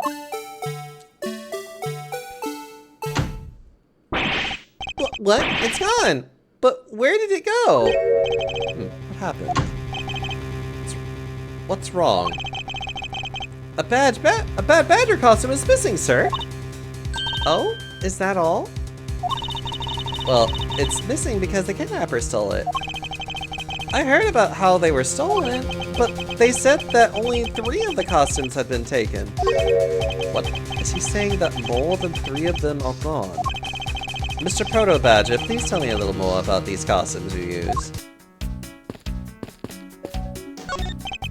What do you mean by a bad badger costume is missing? Why, just what I said, sir. We are 1 bad badger short. Counting the spares, we have 2 of each costumes on hand at all times. Okay, so because one of them is walking around in the park, the other should be in the room. Actually, both of them should be in that room. What do you mean? Normally, we don't use the Bad Badger costumes. In fact, we only use them during a certain event at a set time each day. It's the stage show where the Bad Badger wreaks havoc around the park. And the other badgers must work together to apprehend him. Speechless that such a show exists. Well, sir, I was just trying to explain to you the only time we use that costume. Then doesn't that make it near impossible to take a picture of the Bad Badger? Personally, I can't believe that it's this close to showtime and there's no costume. Oh dear, what am I to do, sir? All this basically means is that the kidnappers stole 4 costumes in total. Then are you saying that there are 4 kidnappers? No, I don't think that's very likely. Oh? Recall the costumes for a minute. Stolen ones, you mean? What proves that a 4th kidnapper does not exist? Take that! If you had 4 people and you had wanted to steal a 4th costume, wouldn't you naturally go for the full set and steal a pink badger costume instead? Yeah, that makes sense. And yet the kidnappers decided to steal another bad badger. I believe the culprit needs 2 bad badger costumes, but the question is why?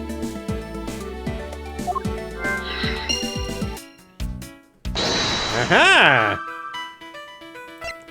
In the hideout, there's a trash bin. Yep.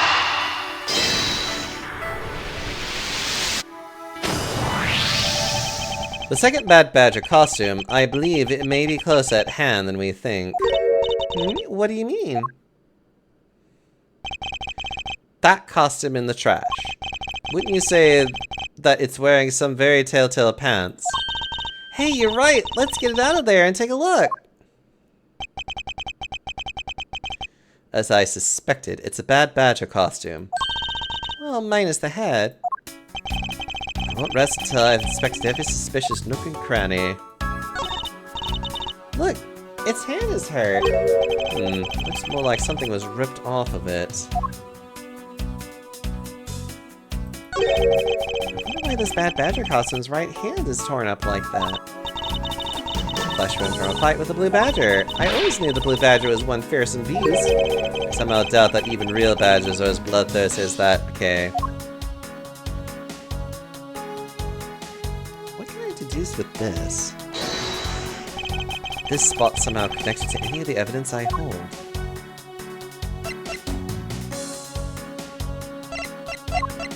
Oh, wait.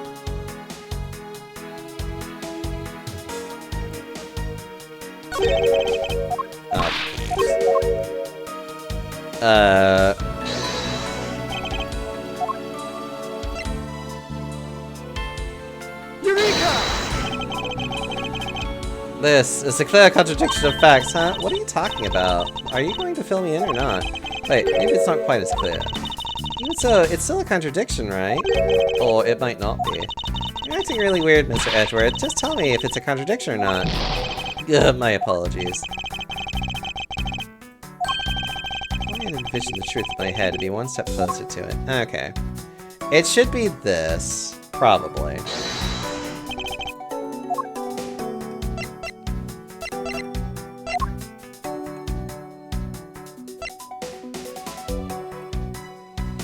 There's likely wearing one. Do the Sam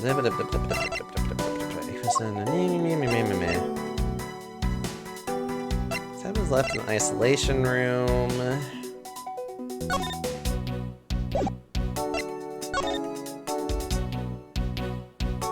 Oh, he's missing his gun. Eureka! I believe what we have here is an inconsistency. Right! He's supposed to be holding a gun. Between what? Look carefully. Our costume is not holding something in its right hand that it should be. Oh, the gun! Precisely. The Bad Badger was designed to always hold a gun in his right hand. However... You there. Did you remove the gun from this Bad Badger's right hand? No, I did not, sir. The gun is supposed to be securely attached to the costume. As I thought, the rip itself confirms my hypothesis that the gun was forcibly removed. Mr. Proto-Badger, the gun is, of course, not a functioning weapon, correct? Absolutely not, sir. It's just a model gun. However, it can fire blanks. We need to use them for the stage show. It seems that our kidnapper also had a need for the model gun, my dear costume friend. Was ripped from the Bad Badger costume, it's capable of firing blanks.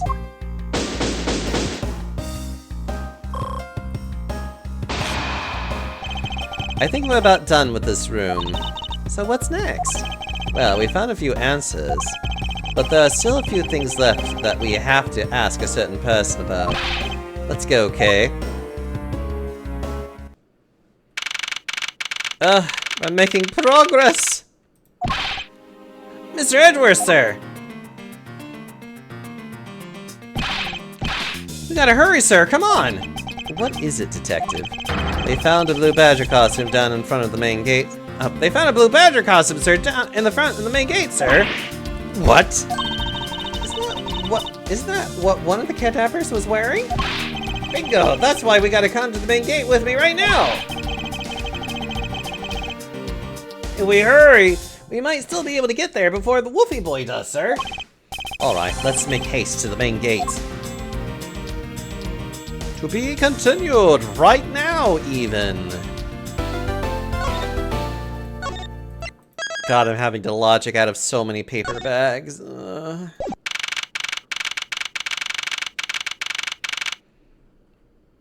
sorry, what was this called? The Final Confrontation Former.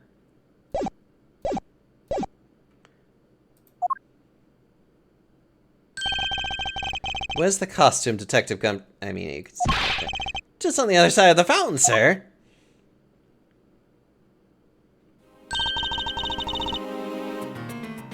Was it out here in the open all... Was it out here in the open all along? No. No, it was discovered in the tall grass back there. We moved it out here in order to examine it more thoroughly. Then let's get down to it. Ah, sorry, I'm having to, like, readjust myself in my chair. I won't rest until I've inspected every nook and cranny and... What do we have here? There's another pendant. That's 2 treasures in one day. How lucky is that? And hey, this pretty baby's made of platinum silver too. Another pendant on top of the one we found on Mr. Deacon. Is it possible that these 2... Hold it right there. Hands off, Mr. Prosecutor. You sure know how to cross the line, don't you? Gah. A pendant, huh? This is a very decisive piece of evidence. How can you tell? Look here and read off what you see. Lauren. Lauren? Hey, it's a name that's engraved on this. Miss Pops's pendant. Miss Pop's pendant. Data jotted down in my organizer.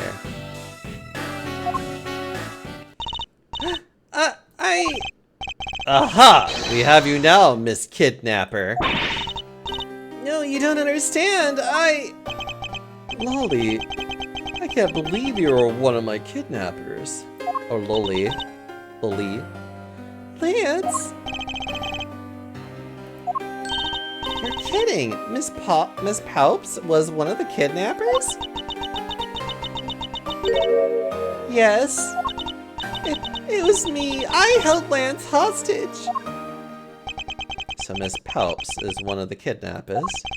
But even knowing that, I can't call this case solved or over. Hey, guys, case closed. Get the car ready, and I mean the special one for this young lady. Hold it! Again, Mr. Prosecutor, what is it this time? Are you proposing that Miss Palps is also the culprit in the murder case? What happened? I thought Officer Meekins was your suspect. We found it. Found what?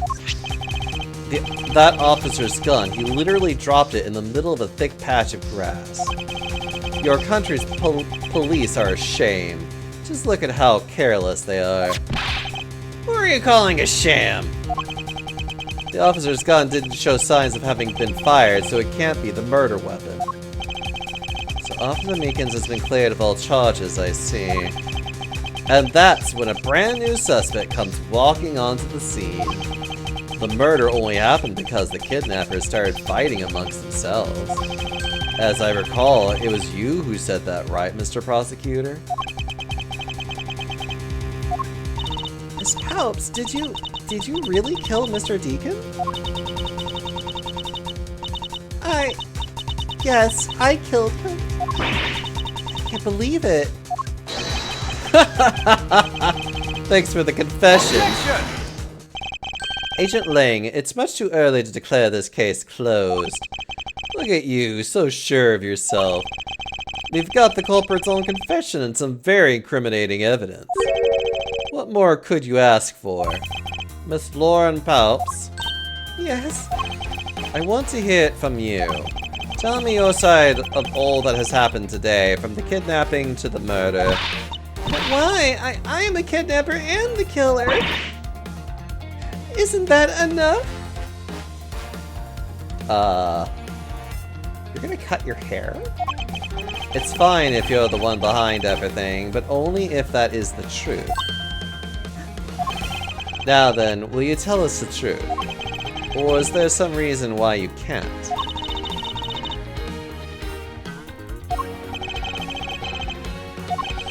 I've had a change of heart.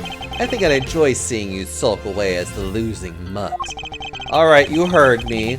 Let's hear about all the evil deeds you committed today.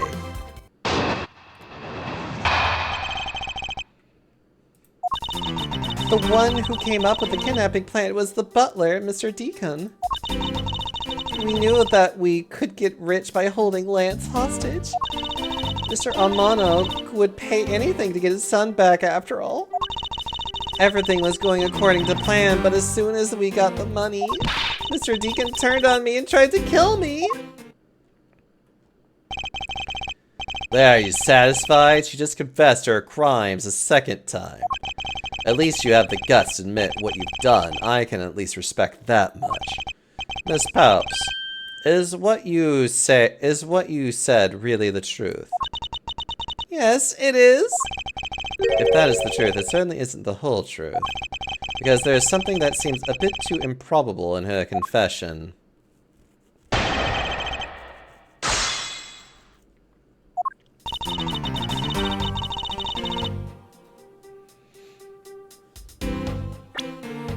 Well, yeah, where the fuck did she get the gun?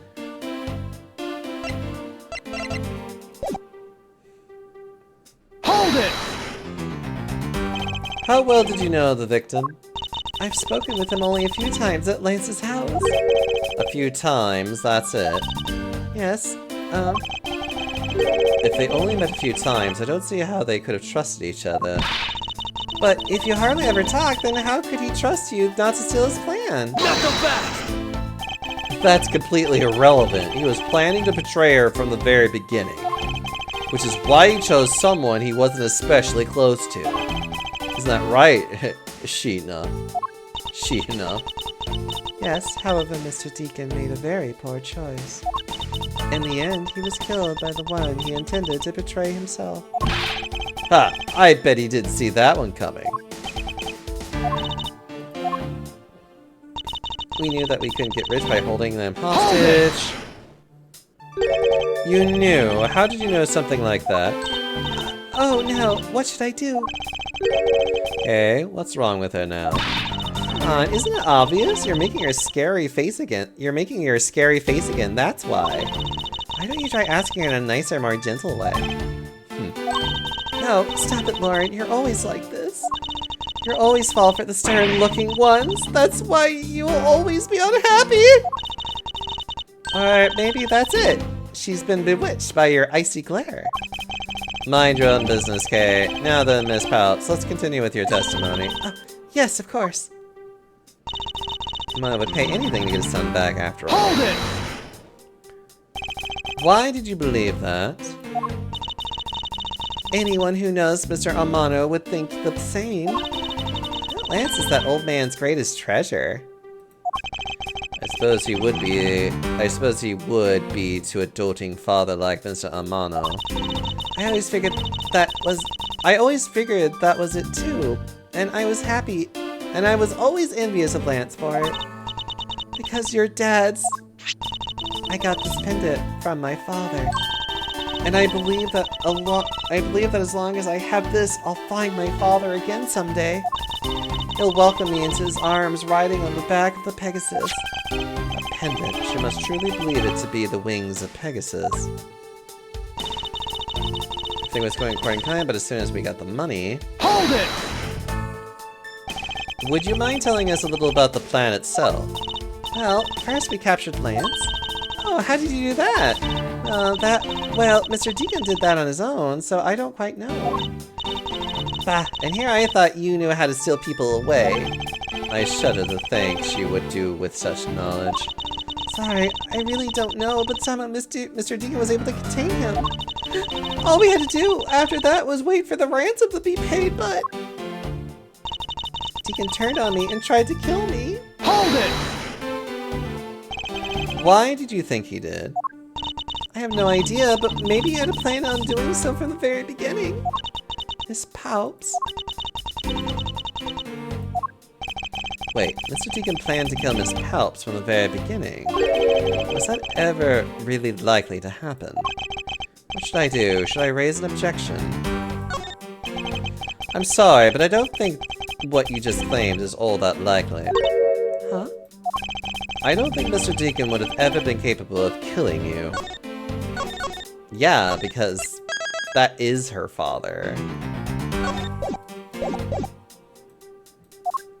But why? We were total strangers. It's not uncommon for people to kill each other over money. Miss Palps, you really are clueless, aren't you?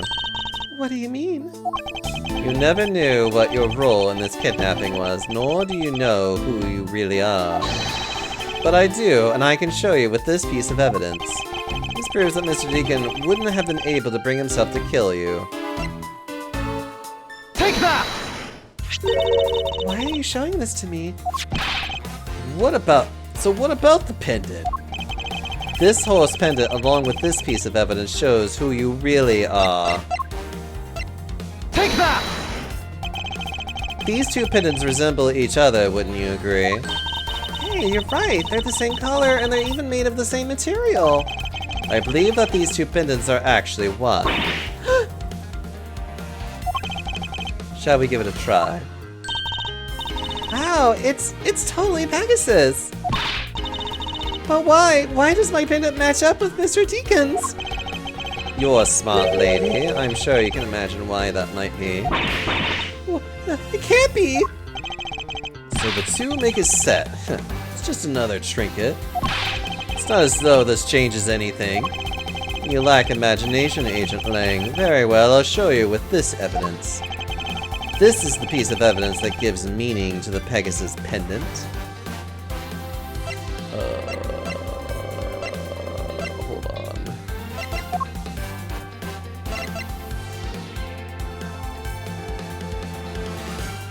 Is it this one?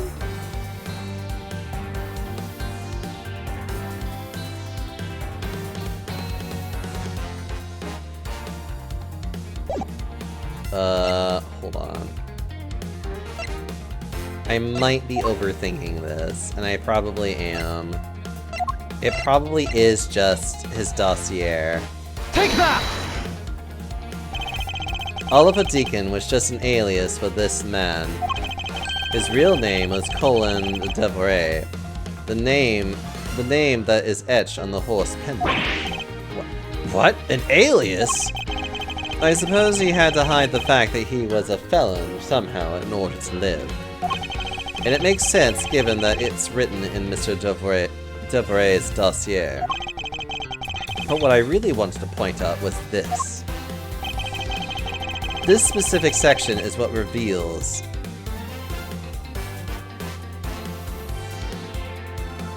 and sole daughter.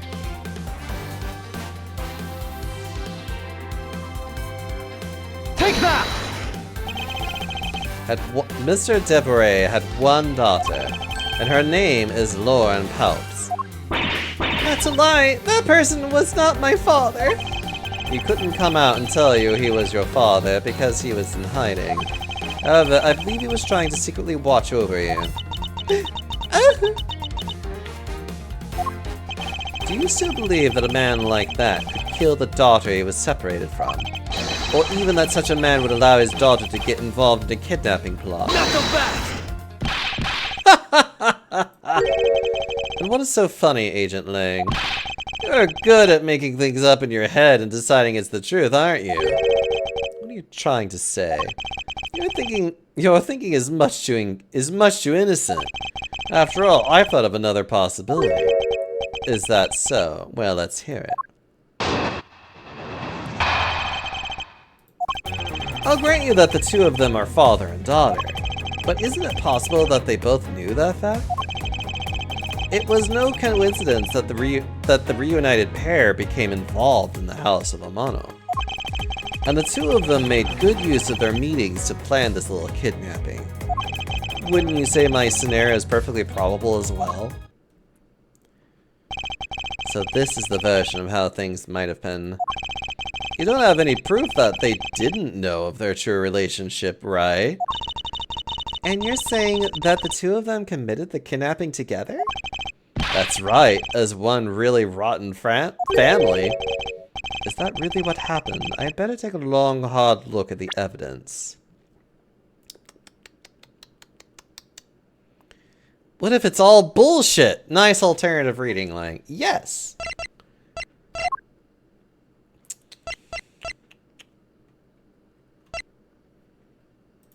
You know, it's really funny how this love letter is here, and I'm just like...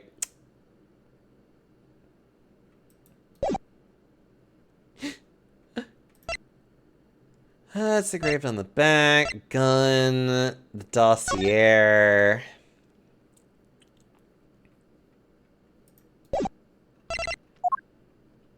There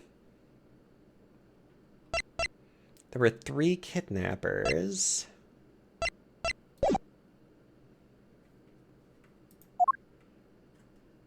Let me press on him and see what I can get. Hold it! Precisely, and what father would ever willingly kill his own daughter? Not so fast! I've seen a lot of things in my travels, and I can tell you that being related by blood is sometimes proof of nothing. But isn't it possible that they both knew that fact? Hold it! You think they knew? I don't think only the victim knew. I think the girl realized it as well.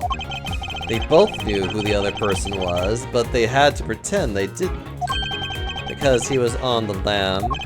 You got it. The victim couldn't exactly go around flaunting who he was. Furthermore, it was no coincidence that the reunited pair became involved now. Hold it! As one as a butler and one as the friend of the son, you mean? They probably thought that was the best shot. Is that what you honestly believe? Of course. And the two of them made good use of their meetings to plan this little kidnap. Hold it! You mean how they plotted to commit this crime as blood relatives? Can you think of a better partner? They're certainly a clever pair.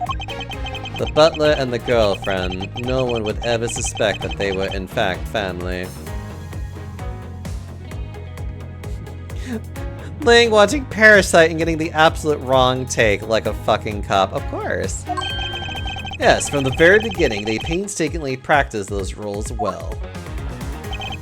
Wouldn't you say nice and Aaron perfectly probable as well? I believe you're being a bit too overconfident for someone with no evidence. Am I? Because I don't see you presenting any evidence to the contrary. Without evidence, we're stuck in a stalemate. Agent Lang isn't wrong. His scenario is certainly a probable one. You better hurry up and do something or Lauren's gonna wind up looking really bad. I know, but first things first, is Agent Lang's line of logic factually correct? Is the crime really committed by the two of them? By this father-daughter pair?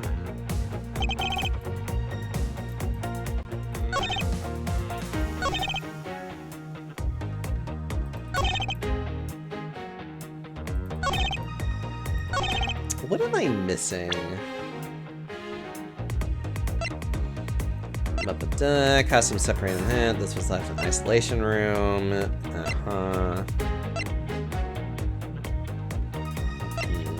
Only entered his abdomen and exit. Body was moved from somewhere. Indicate loss of blood. Proof of them not being together in some way, I suppose.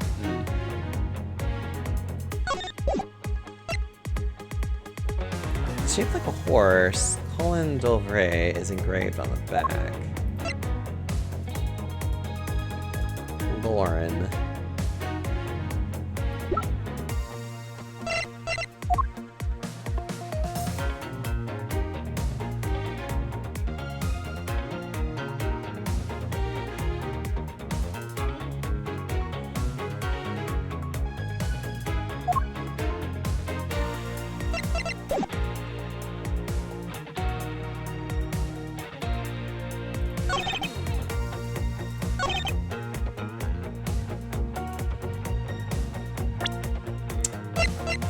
What am I missing?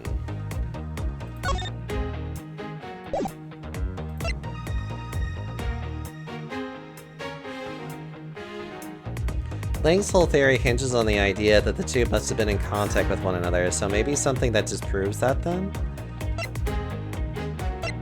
Maybe?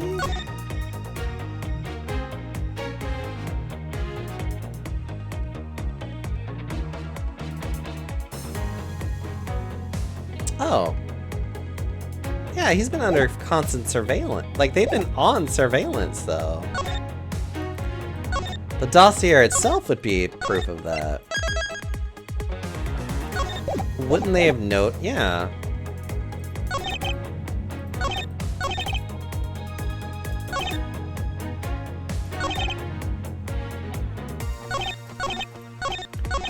But isn't it possible that they both knew that fact? Yeah, the dossier, because they've been under surveillance, so that shouldn't be possible. Objection!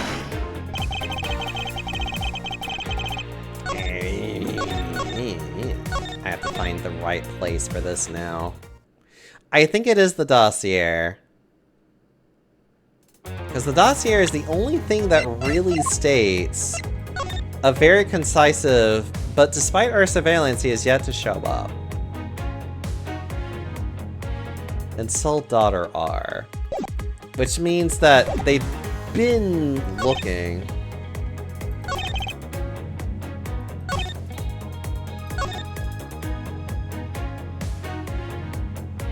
Okay. Let's try that. Objection! Okay, no.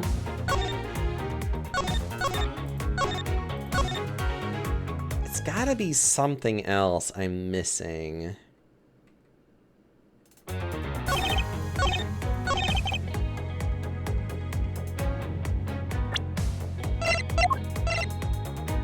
Objection!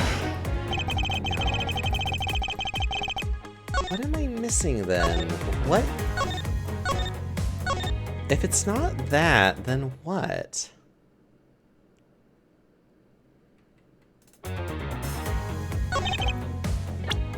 It has to be with evidence, so it's just like, what evidence do I have that states clearly?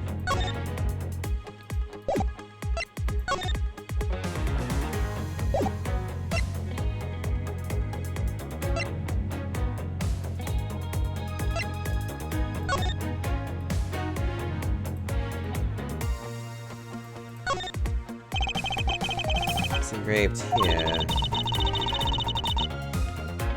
You will carve their own names in a pendant. Oh, I'm not spinning. No imagination.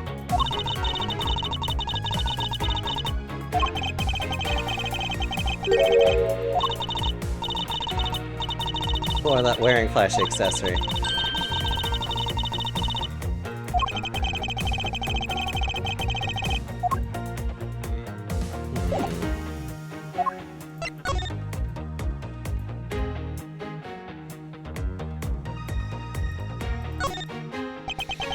Lauren D is engraved into this pendant. I see that they wrote out her first name, but why just the D?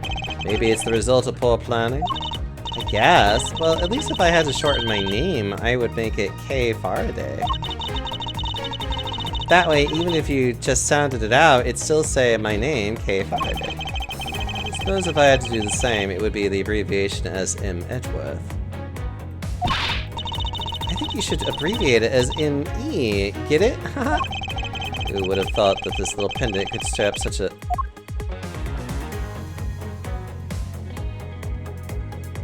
Lauren D.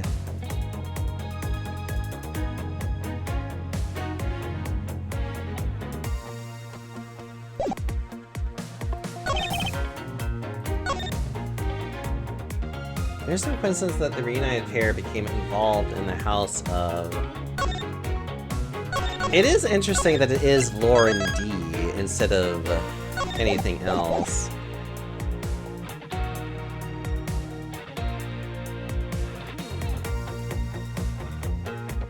Became involved in the house of Amano. I still want to try this. Objection! No. Okay. I guess it's not the dossier at all, which is like, huh. I gotta see... I gotta try and dig up something. So let's go from the very beginning. Hold it! Precisely. Not so fast! And just because it's not proof of nothing.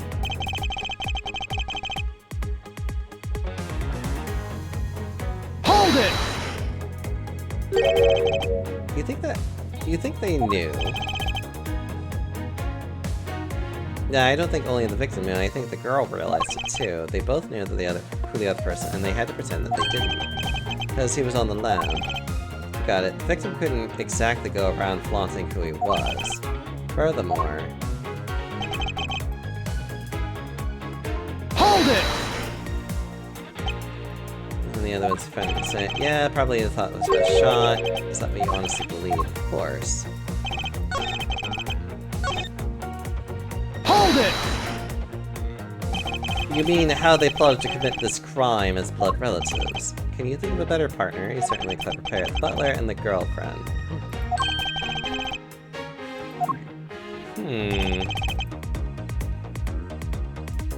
Hold it! I believe you're being a little too overconfident.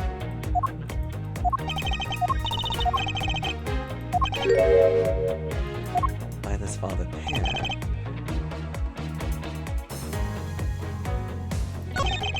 Isn't it possible they both knew?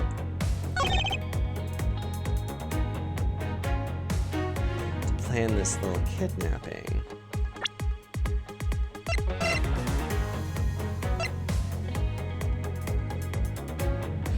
Oh!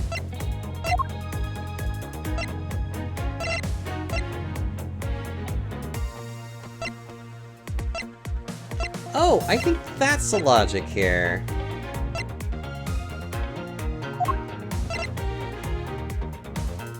It's the fact that the two of them made good use of their meetings. There are 3 kidnappers.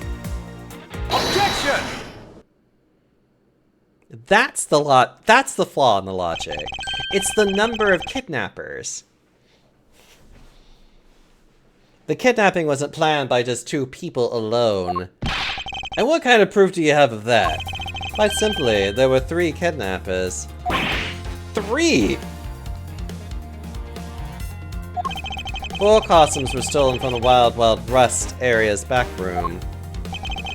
We found one of them in the kidnapper's hideout.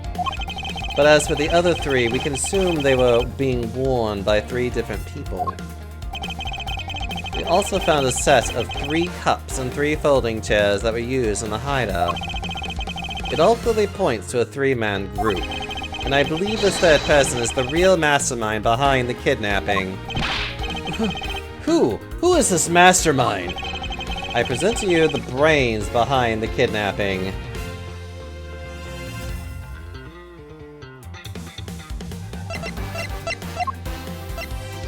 Wendy Oldbeck.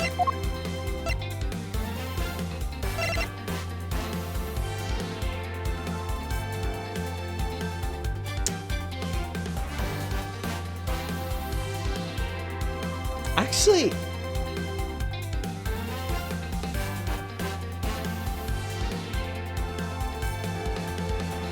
that would make sense of why that one piece of evidence was given to us. Take that! Why she would also lance a mono? And why she would be willing to fall on a sword, essentially.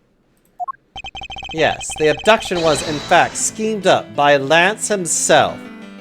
I can't believe Lance would do this. He was greedy for more snacks, wasn't he? Recall what he said when he appeared before us. Oh, this is getting good.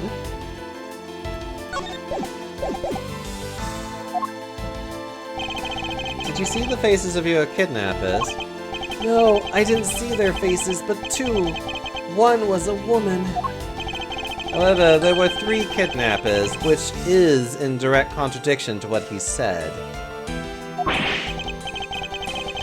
But I know I only saw 2 people. This guy is being held hostage. It's possible he couldn't see all 3 of them. Yes. But when you were being held, I have my doubts about what happened then. Lance, would you mind telling us what happened while you were being held captive? I really don't remember much anymore, honest.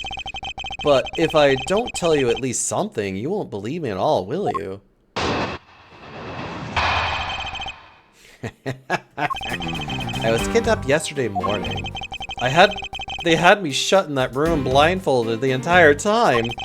But the kidnapper suddenly disappeared around the time I heard rain falling outside. My hands were cuffed, but it was a stroke of luck that they left me alone. I made my escape and ran away from that room as fast as I could.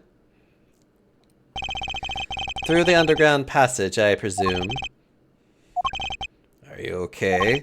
Sorry, I really don't want to recall that horrible ordeal, but now you believe me, right? No, not quite. How can you not? Why do you look at me with icy daggers in your eyes? Because he's a prosecutor, and because they're all like that. I'll have you know, Agent Lang, a prosecutor's eyes are for discerning the truth. And should they be interpreted to be cruel at times, then so be it. Cheh. There is a sticking point in Lance's testimony. Let's see what he offers when I push a little.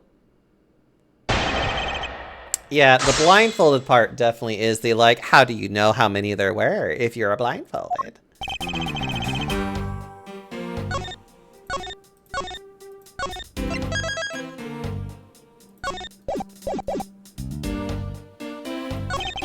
They had me shut in that room, blindfolded the entire time. Hold it! By that room, you mean the room in the kidnapper's hideout, correct? Yes, but I was blindfolded the whole time, so I didn't know that until I made my escape. Then you were in the same room as your kidnappers. They spoke in hushed tones, but I could catch bits of their conversation. It was definitely two people, and one of them was definitely a woman. I was so scared I could tell they were nearby, so I didn't dare make a move. The kidnapper suddenly disappeared around the time I heard the rain falling outside. Hold it! The kidnappers disappeared. The room fell into a sudden silence. I had been left behind like an unwanted mutt. And what do you mean by unwanted mutt? What a pointless question. It's not like he's going to tell you anything new, you know. It's a poetic simile. You should learn how to use them, too. You may look refined on the outside, but it's no good if you're not refined on the inside as well. My hands were cupped, and it was a stroke of luck that they left me alone. Hold it! Then those cuffs on your wrists, I suppose you are still cuffed in that case. I am well aware of how I am chained to reality. I couldn't find the key, so I'm afraid that I'm stuck like this. Even though I escaped from that jail cell, I will forever be a prisoner. Hold it! How did you manage to escape? I wanted to just get out of there, but the door leading outside was locked. Which is why I had to use the underground passage to make my escape. I remember our escape to be equally as hard. This is an invaluable piece of testimony. I mustn't let it go unexamined.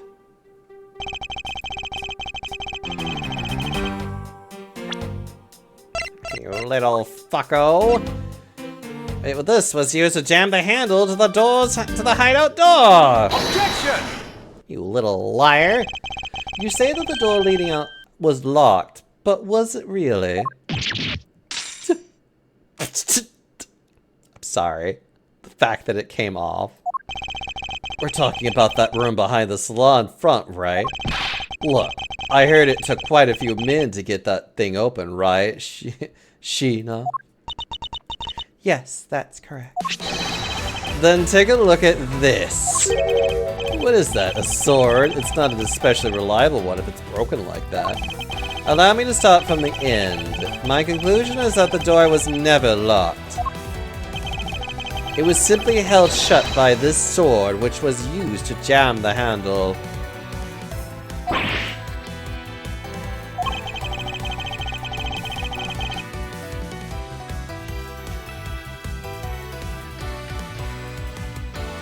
You know what? I'm not gonna question it. It's fine. Lance, even though your hands were cuffed together, you still you could still use them. If that's the case, then why didn't you just simply remove the sword and escape? Why didn't I? I was disoriented. Yeah, that's it. I didn't even notice it. As if I should accept such a bold-faced lie. You locked yourself in that room because you had to make yourself look like the victim. But you did not in fact possess the key to the door. That is why you used the prop sword to improvise and create a prison of your very own. Not so fast! I'm back. What did I miss? Oh, the victim is actually the victim kidnapped himself in order to get money. And so basically he got his butler and girlfriend to fake a kidnapping. More than likely, but who shot the dude? Oh, it was Lance, definitely. As a matter of fact, the girlfriend was willing to fall on a sword for him, which means that he killed her father. She doesn't know it was his. She doesn't know it was her father. Yeah, we're gonna get to that in a minute, I think. You've been making this guy out to be one of the kidnappers for some time now.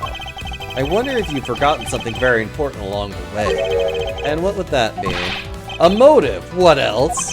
Do you honestly think that an uptight pure boy like him would hatch up a completely pointless scheme such as kidnapping himself? Objection!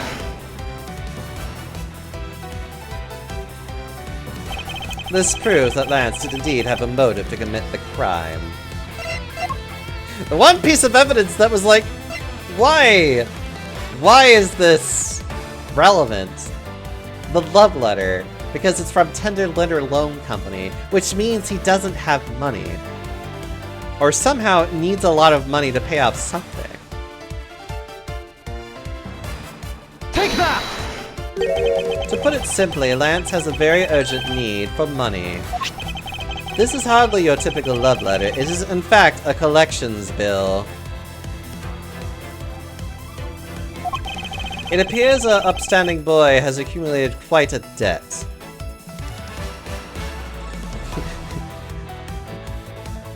Viola really needs to be cleaner with her writing. I think her writing is perfect for the message that she's trying to give, which is pay up.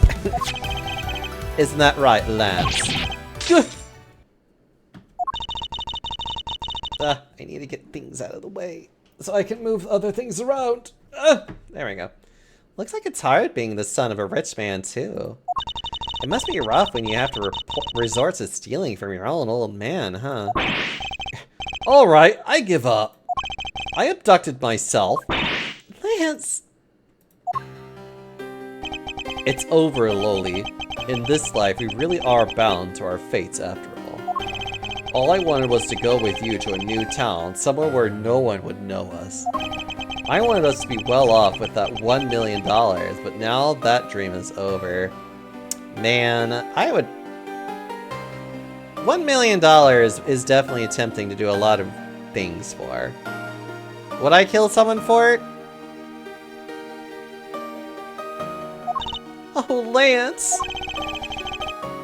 Then are you giving yourself up? Yes, I had planned to run away from this whole world with my Loli.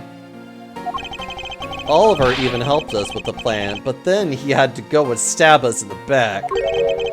He turned on you. Maybe he didn't want to split the ransom money, that's my guess.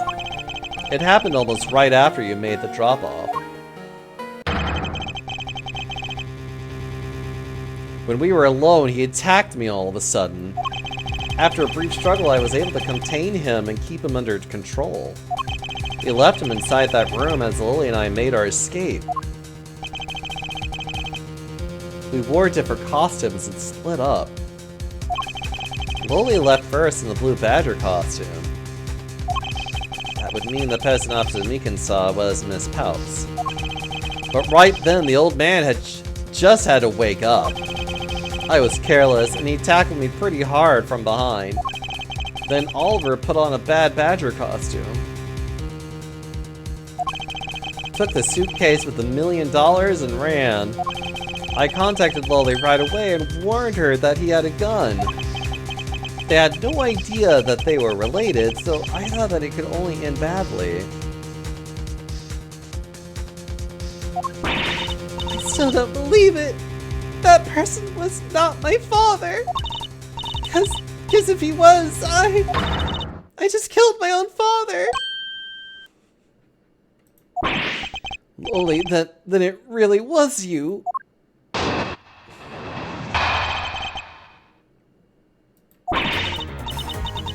That man was not my father. I mean, because at the stadium, there was a bad badger pulling the suitcase with $1 million in it.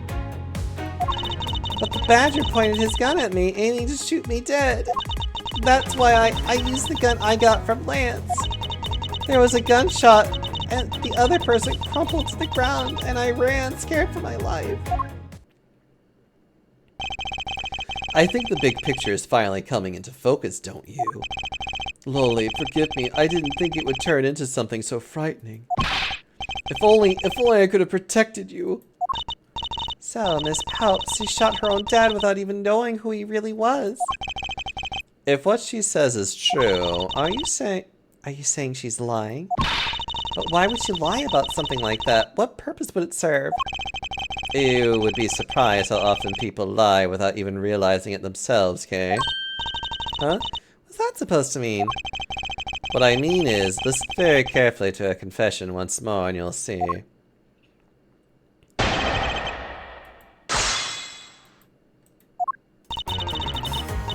mean, because at the stadium, there was a bad badger pulling the suitcase with $1 million in it. That man was not my father. I mean, because at the stadium... But that badger pointed his gun at me, aiming to shoot me dead. That's why I used the gun I got from Lance. There was a gunshot, the other person crumpled to the ground, and I ran, scared for my life.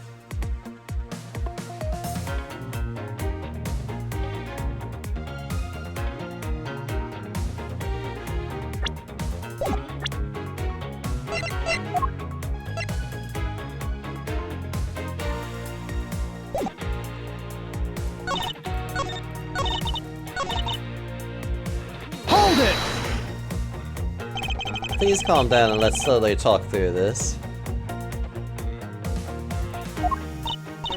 Yeah, that's a band-aid. But all you have to do is simply tell us what happened at the stadium. Leave it to us to search out the truth. Can you do that for me? Alright, so at the stadium, there was a bad badger pulling the suitcase with $1 million in it. Hold it! That was the ransom money, wasn't it? Yes, that's how I was able to identify Mr. Deacon almost immediately. It was all thanks to what Lance told me. And what did he tell you? Well, he called me on my cell phone and told me that Mr. Deacon had betrayed us and ran off with the ransom money. And about how he had a gun. But that badger pointed his gun at me. Hold it! Were you able to clearly see the gun? Yes, I got a very good look at it while it was pointed at me. Oh, Father, why would you try to shoot me? Do you really think a father would shoot his own daughter, Mr. Edgeworth? I don't know. I don't want to believe it myself. But it's true. My father's left arm was raised with a gun in it. Pointed straight at me. I'm about to die, I thought. Miss Palps. Please calm down and take a deep breath. And then, would you allow me to please hear that last statement one more time? Yes, of course. His left hand? Well, first off, your father is right-handed.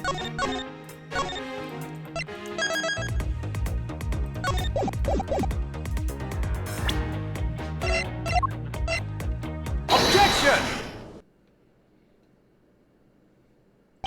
I have here a dossier on your father.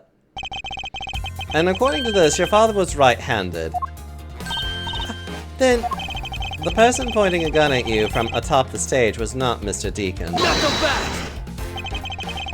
Hold on there, Mr. Prosecutor. I think you need to take a refresher course. The Bad Badger has a model gun attached to his right hand. Which is why the only hand he could have held the real gun with was his left. Isn't it possible that it went down like that? Agent Lang, were you paying attention to what Miss Palps was saying? Then again, I suppose I can expect someone who has never set foot in court to catch it. Enough with the smugness. Out with it already. Miss Palps told us earlier. There was a bad badger pulling the suitcase with $1 million in it. According to you, the bad badger had the gun in his left hand, which would mean that he was pulling the suitcase with his right hand. Is that correct, Miss Palps? Yes, exactly. And I'm sure it was the bad badger. It had those huge sunglasses on its face. But if that's the case, even I can see there's a huge contradiction. Yes, Miss Palps claims to have seen the bad badger, and yet the bad badger had both of his hands full. But these two pieces of information contradict each other, as one must be wrong.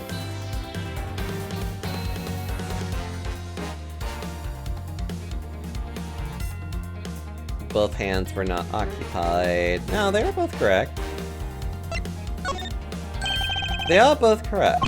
Impossible! That just leaves us with an irresolvable contradiction! Miss Palps' entire statement rests on the fact that she saw his sunglasses and beard. But what if the bad badger wasn't wearing pants on his lower half? This proves that there was a way for the bad badger to really use both of his hands.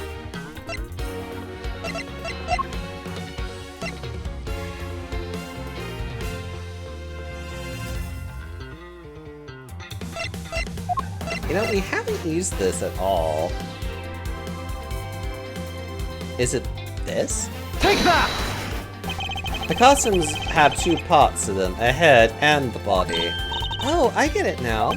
The head Miss Palps saw was probably really the head of the bad badger. However, it is not possible that the body was that of an entirely different... However, is it not possible that the body was that of an entirely different badger? A different badger? Yes, or to put it more bluntly, I believe it was the lower half of this badger.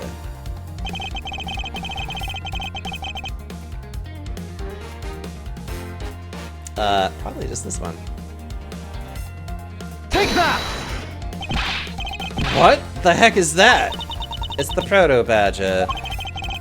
Yes, and it's a simple matter of process of elimination. Miss Palps was wearing the blue badger costume, so we can eliminate that one.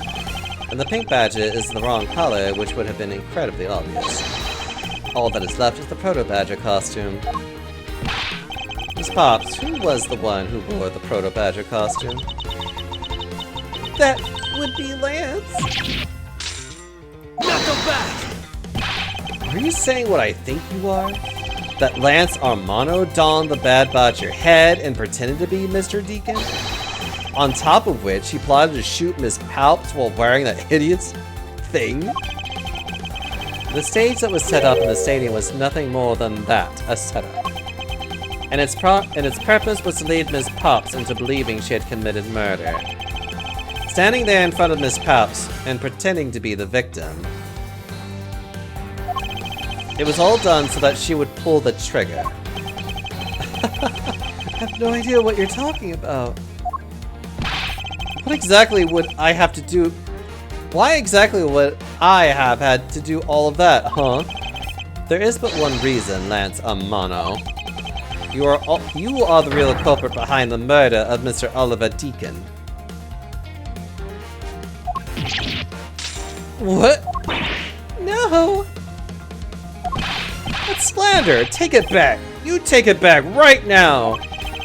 Just out of curiosity, Lance, which is your dominant hand? I'm left-handed, but what does that have to do with anything? It depends. According to Miss Palps, her attacker held a gun in his left hand. Knuckle back! Ha! Who is what-handed doesn't prove a thing. And besides, now you're just being absurd.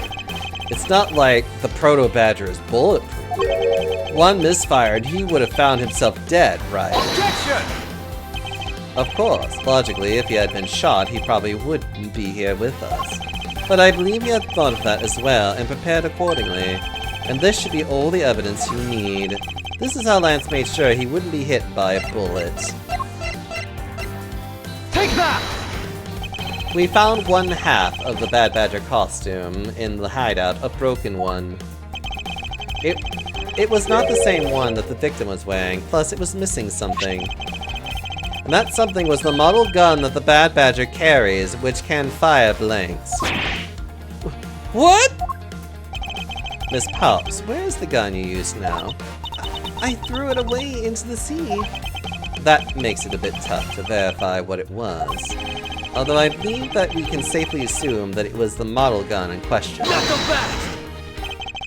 I heard enough. All you've been spouting so far is pure conjecture. I admit that as long as the model gun is lost to us, I can't prove I'm right. However, I can say that the probability that I am right is very high. Okay, let's pretend that you're right and that the murder at the stadium was a fabrication. In that case, where do you think the murder really took place, Mr. Prosecutor? I don't know yet. Ha! I knew you were full of it. However, I do believe that the murder took place during an earlier time frame. Please, wait a second. It's simply not possible. Because I saw Mr. Deacon after he was restrained by Lance. She saw the victim in the state of being restrained.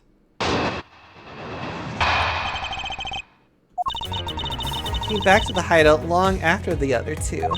By that time, Lance had already subdued and restrained Mr. Deacon.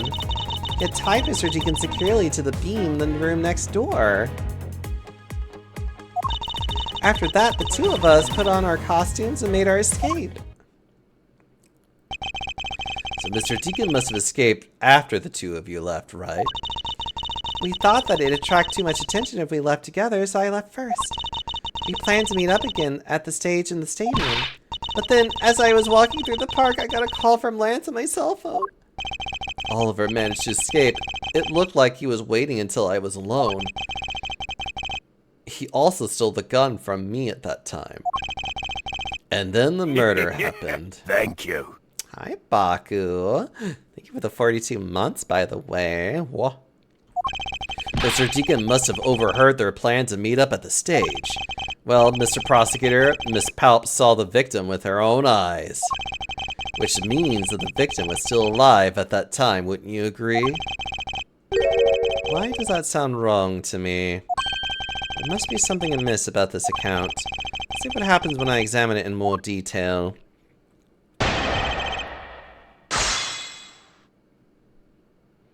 I used to know a furry who went by Baku. Baku Craft? Oh, he's just a cute little bean. Hold it! When exactly did you arrive back at the hideout? But they had a skunk persona. I see. It was after we had picked up the ransom money. And where were you up until the time you returned? I was scouting the park out and making preparations for our escape. I walked around the various areas looking for the best route. And so each of them had their own roles to play. After I was done, I went back to the hideout. By that time, Lance had already subdued and restrained Mr. Deacon. Hold it! How did Lance look at that time? He looked shocked. He also looked a little down. When I saw that sadness in his eyes, Thank you, that's enough for now. And what of Mr. Deacon? What was his situation like? Yes, he had tied Mr. Deacon securely to the beam in the room next door. Hold it! You are sure that it was Mr. Deacon that you saw? Yes, I am certain of what I saw. Did you go into the other room to check? Lance said it was the best that I didn't get too close to him. Lance, he's such a kind soul. Then, are you telling me that you did not confirm that it was Mr. Deacon for yourself? I checked through the slit in the door that separates the two rooms. He had a Bad Badger hat on, so I'm absolutely sure. That just had to be Mr. Deacon. She saw a Bad Badger head.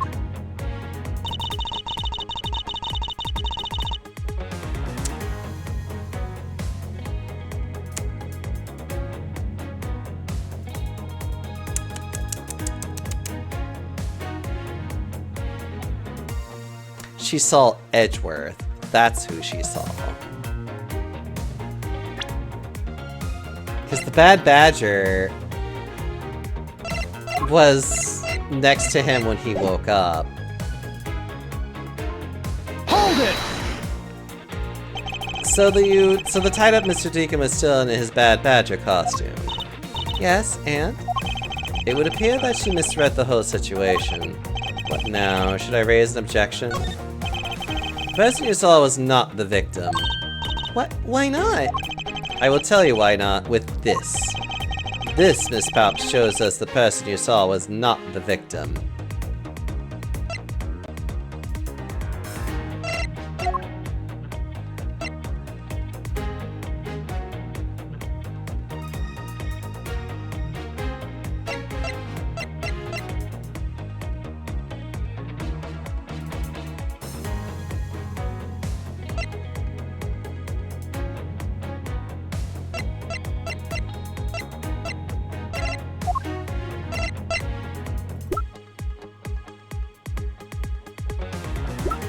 Hold on, I have to think about this. The head was left in the isolation. This, Miss Pop, shows us that the person you saw was not the victim.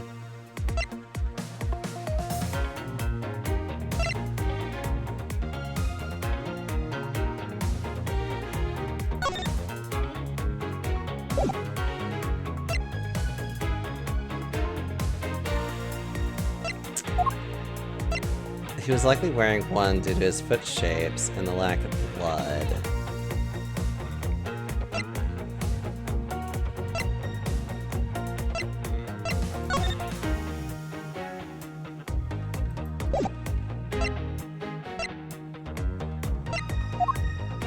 I guess we could just try the head itself.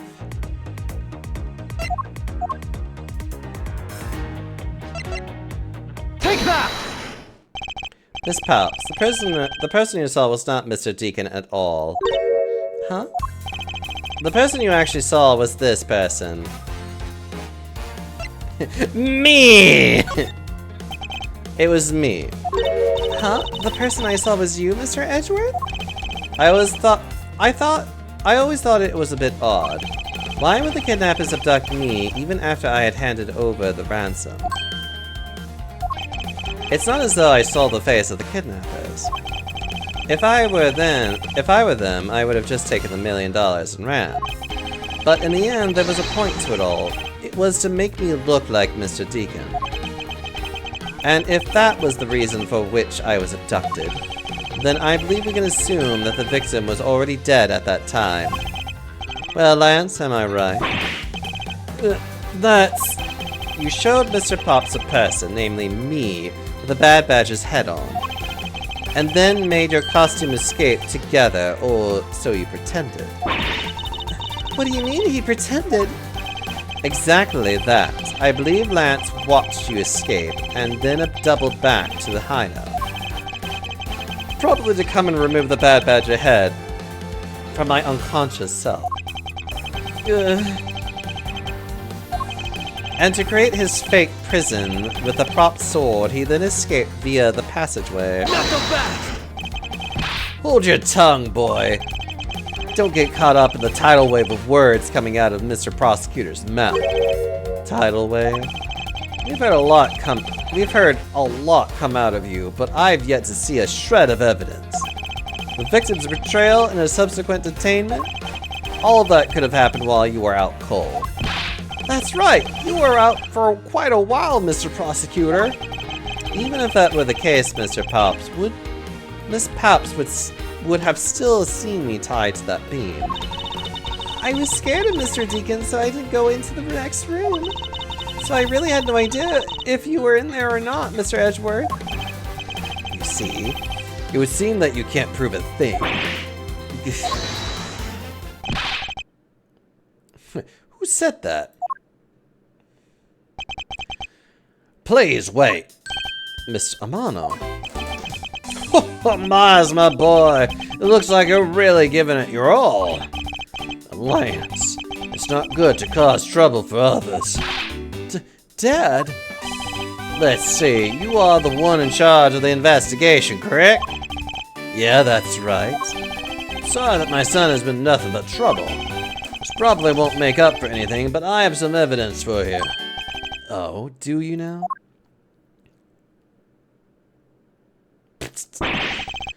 Is that what I think it is?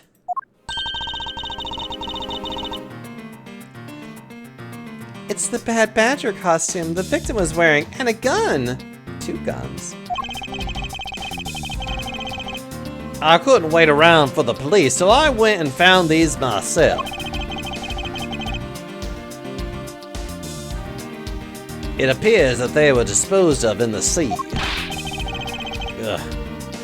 Is there no room in this country who actually obeys the law? There now. Agent Lang, please calm down. The heck is that scrap of paper? This appears to be a letter from the Chief of Police. Please allow Mr. Amano complete freedom to do as he sees fit, it says. What? The Chief of Police? What the? Just who does he think he is? The person who wields the highest authority in this area. There now. There's no need to be so upset. I'm not a cop from this land, so I'm not bound by the laws of your country. No. This wasn't meant to strong-arm you into anything, it's just a request.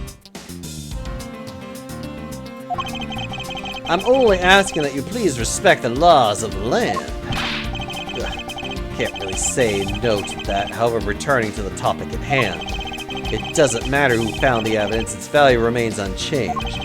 Alright, now let's take a look at this new evidence. Already got the results back. I had a special forensic research lab that I'm on good terms with conduct the tests. They verified that the blood on this costume belonged to Oliver, as for the gun.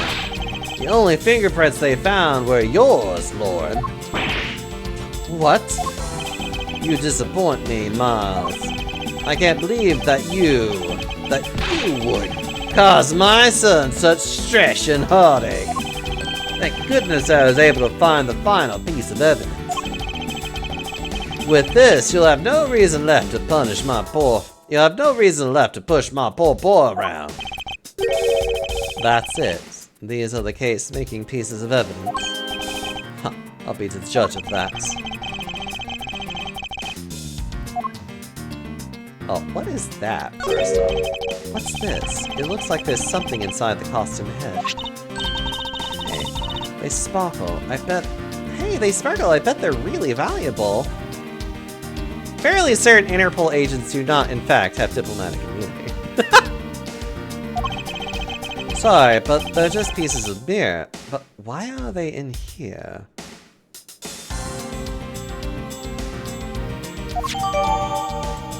These were found inside the victim's costume. Why are they here in the first place?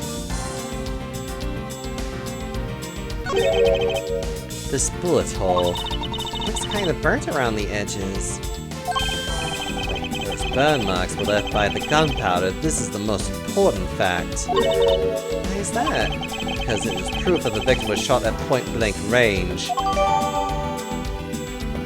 Gunpowder burn is proof he was shot from point-blank. Could this gun be the actual murder weapon? Cannot even make arrests without the permission of the government of the country in which they're operating. Pixel, I know. You're absolutely right. But you gotta remember, we're in Ace Attorney.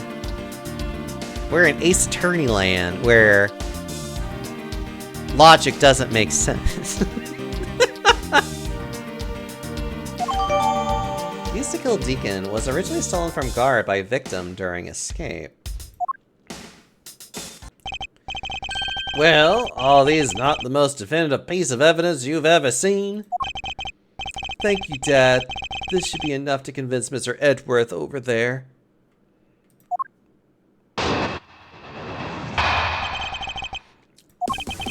Make no mistake, there are fingerprints on the murderous gun. And they proved that it was Loli who killed Oliver. Oliver was also after Loli's life. So, Mr. Edgeworth, even you must see that Lolly was only acting in self-defense. The fingerprints on the weapon, huh? No, this isn't helpful at all. Look, Mr. Edgeworth, all I want to do is save Lolly. But in the end, all I can do is watch as she takes the punishment for her crimes. That may be all you can do, however, I still have a case to solve and a job to do. A job of unraveling your insidious lie. You wound me. Why won't you believe me even in the face of all this evidence?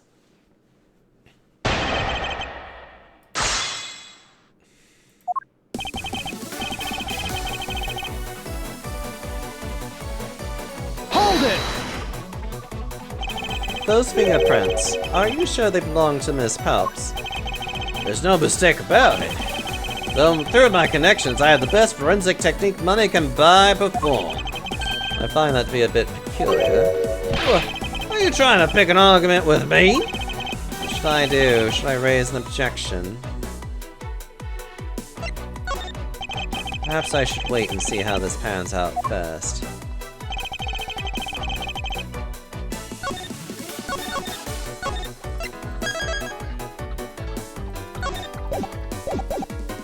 Hold it!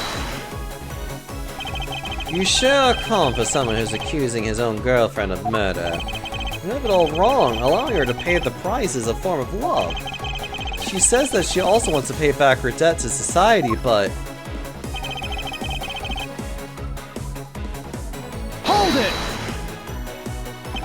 And why do you believe that the victim was set on taking Miss Palp's life? I suppose it's because he wanted to silence her. Keep her quiet because she knows the truth behind the kidnapping? In that case, why did not target you as well? That's because he knew that if he killed me, he wouldn't be able to control my father. Oh, right you are. Even if it cost me millions, I would have had the killer found. I believe he didn't kill you for an entirely different reason, however I digress. More than why he didn't kill me, I'm worried about what'll happen to Lolly. Hold it! Justified self-defense. I suppose that is a possibility given the circumstances. Really? Oh, thank goodness. However, self-defense was not necessary in this case. What do you mean? Miss Palps is innocent. She didn't do anything, so why would she need to defend herself from nothing? So don't believe a word I say, do you? The entire argument hinges on the fact that her fingerprints on the gun. It's not lie there. Lies in whatever is hiding from me, but not for long. Hold it! Okay.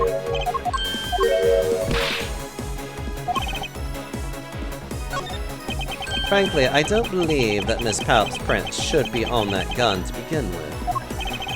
And the reason why Miss Palp's prints should not be on the gun is... Oh! Oh yeah, that's so easy. Because she was wearing the costume. Take that! It's simply not possible for Miss Palps to have left any prints on the murder weapon. Because while she was at the stadium, Miss Palps was wearing a costume. Huh? But there's been no mistake. We found fingerprints. Now, Miss Palps, do you remember touching the gun at all at any time? Yes, as a matter of fact, I did hold it for a bit back in the hideout. I handed it off to Mr. Deacon when he and Lance left for the haunted house. To retrieve the ransom money, I suppose. And there you have it. That is when Miss Palp's prints found their way onto the gun.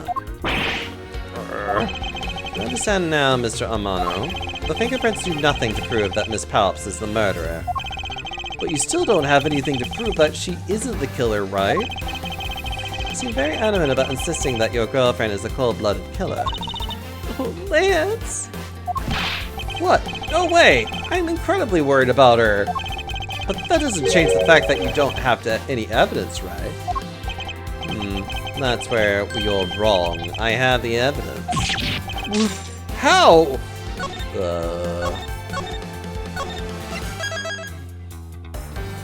Is it the glass piece?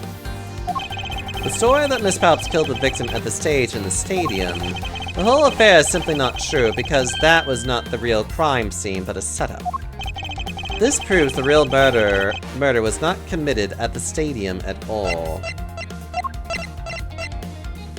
Take that! This piece of evidence proves that the real crime scene was in fact not in the stadium. Mr. Prosecutor, I have to rate this piece of logic a 0 out of 10. I had a feeling it wasn't going to be that easy.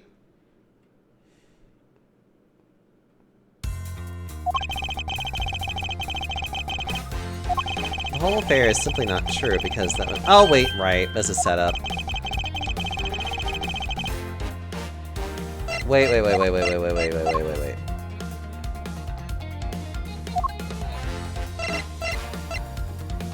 There it is. He was shot from point blank. Take that! Let us take another good look at the costume the victim was wearing. Right, I forgot about the burn marks. Then I believe you will see why I insist he was not shot at the stadium. This is the part of the costume that proves it. Take that! The burn around this bullet hole was made when the victim was shot at point-blank range. So then, you mean the murder Miss Olbeck saw at the stadium really was— yeah, she saw two people, but they were separated by a distance. If the victim was indeed shot from below the stage, there shouldn't be a gunpowder burn. Look at you, Mr. Smarty Pants Prosecutor. Since you seem to know all the answers, why not tell us where the real crime scene is then? Lance set me up to look like Mr. Deacon back at the hideout. If that's the case, the murder must have happened prior to that. And the location where Lance and the victim were at just before I was in prison was...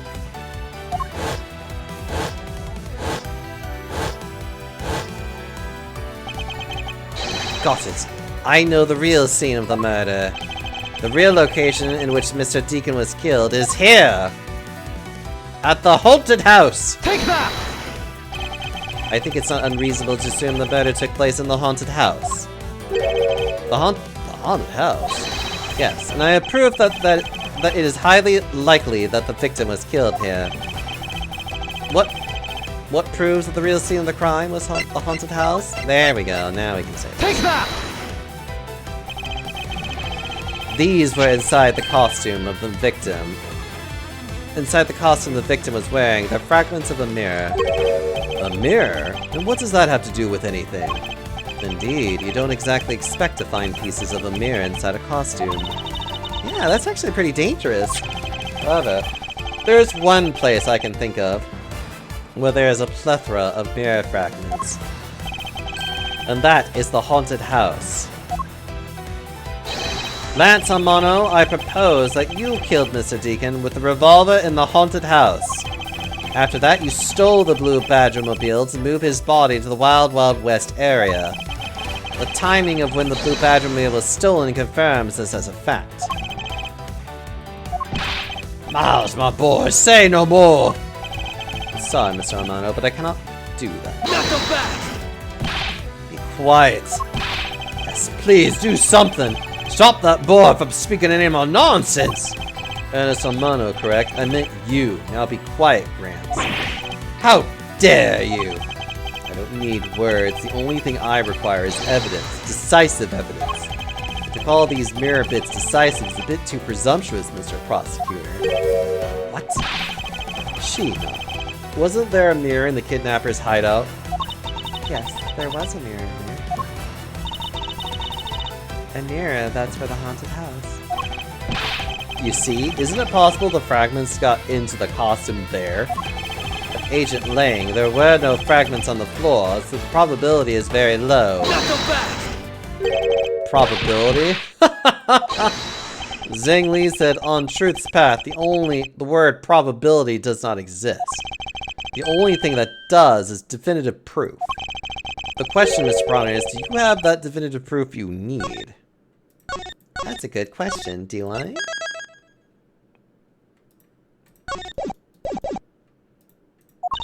Mr. Edward, do you? do I have solid evidence that proves the murder took place at the haunted house? The answer is no. See? So since you don't have any, shut up. I don't have the evidence yet, but I'm certain the murder occurred around the time I turned the ransom over.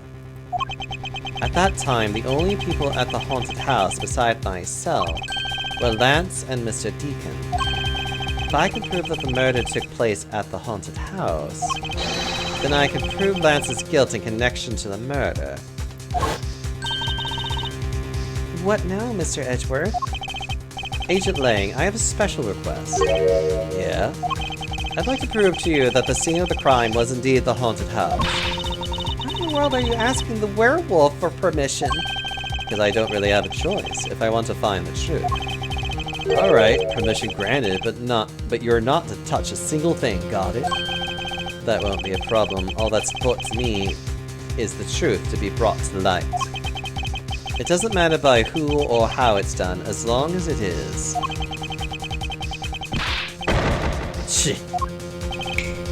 Sheena? I'm here. Put in the paperwork for the authorization immediately. Understood. I'll go get the Gatewater Group's approval. Who was that? Now. Let's hold on for a second. There's no need to obtain approval, Mr. Amano. Agent Lang, if you would please take a look at this. What is this? Sheena? It's the deed to the haunted house. The deed? Read it out loud. Gatewater Land Incorporated hereby bequeaths the property known as the haunted house to Mr. Amano for the lump sum of $1 million paid in full in cash. What? As you can see, I'm now the legal owner of the haunted house. Are you kidding? When did you... I ran into the owner of the park earlier and we made the deal almost immediately. How quickly things move when you can prepare $1 million in the blink of an eye. Hi, Rovera. How are you doing?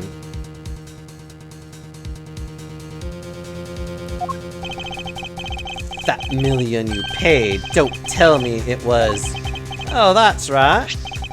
This disgusting suitcase belongs to you, doesn't it? I don't have any more use for it, so you may have it back now. You used the ransom money. Lance is a good boy. He even apologized for the kidnapping a bit earlier, so I do believe that I will forgive him after all. He did return the ransom money. That's the way things are, so if you would please discuss things with me from now on. Discuss? What is there to discuss? Why, permission to enter the haunted house, of course.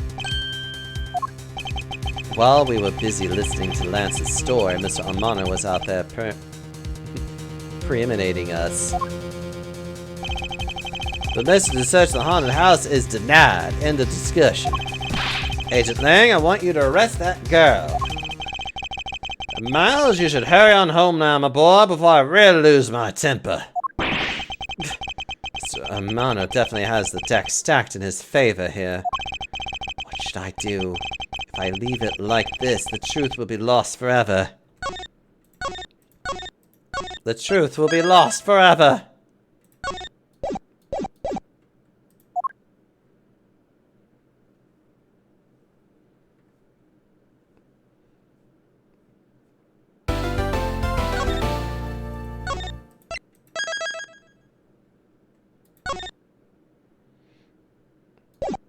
Yeah, let's see if we can try and finish this off. This should be the last tidbit of it. If I can't get permission to investigate the crime scene, then the truth will be lost. Hold it! Hold it! Hold it! Okay. Mr. Edgeworth, what are you doing spacing out? Have you forgotten? There's only one thing you should do at a time like this. And what is that? When the people are in a bind, the hero of justice appears to save the day. Look, you just leave it to me. For I am Kei Faraday, the second of the great Yatakarzu. But I thought you were a thief, not a hero. What? Hypotigris is noble and is always a thief of justice. That's... of course. If we have enough information, I can recreate the inside of the haunted house with this. Plus, if we then factor in everyone's testimony, we can recreate exactly what happened when I dropped off the ransom money. We may be able to figure out some new information, though, through this. It's worth a try. You can't deny entrance to a police investigation if they have a subpoena. Agent Lang. So you want to use your little toy, be my guest. Okay, hang on. You're all about to witness the true power of real modern-day Robin Hood! Detective Gumshoe? Is there a copy of the haunted house's blueprints among the police's reference documents? Yes, sir. We got it just in case we needed it for a kidnapping case.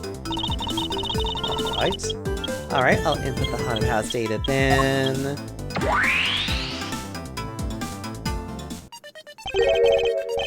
What is this? Where are we?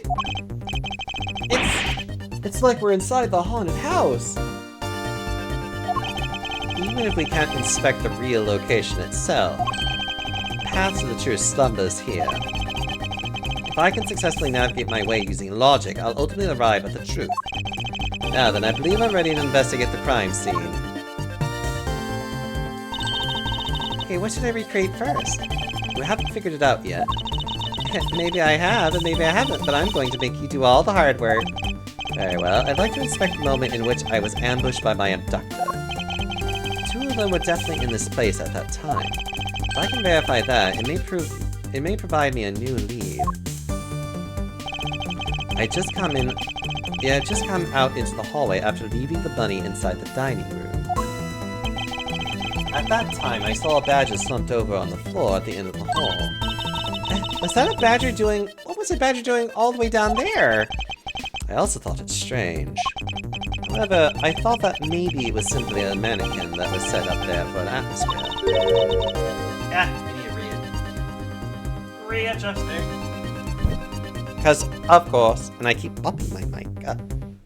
Do you know which badger it was? No, it was too dark to tell. All I saw it was a silhouette. In that case, I guess I'll just program a badger silhouette in for now. Okay, programming complete.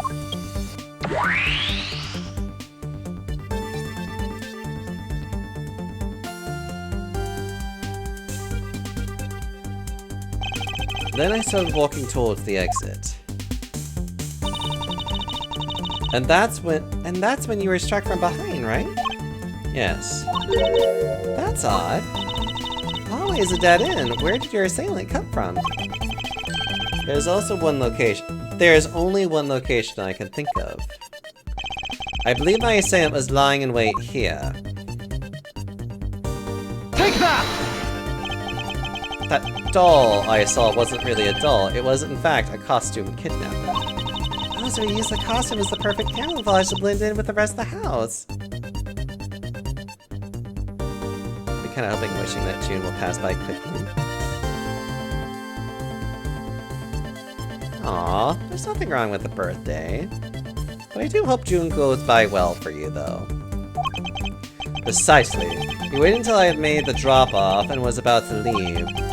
Then, just as he saw me taking a step toward the exit, he stood and launched his attack. I can think of no better hiding place than this. Hey, not bad. I'm beginning to think I should steal this tactic for myself. Just don't use it to do anything criminal, okay?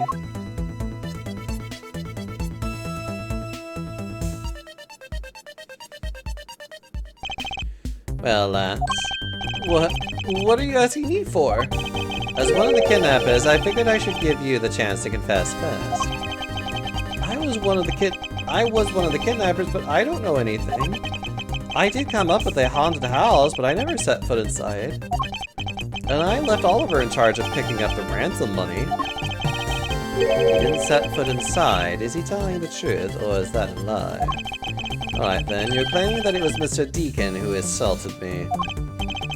Yes, I'm sure it was him. Inputting the new info now, Mr. Deacon was the Bad Badger, right?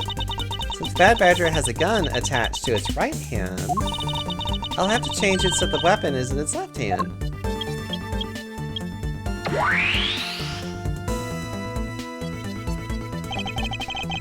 Now to verify the facts of this recreation.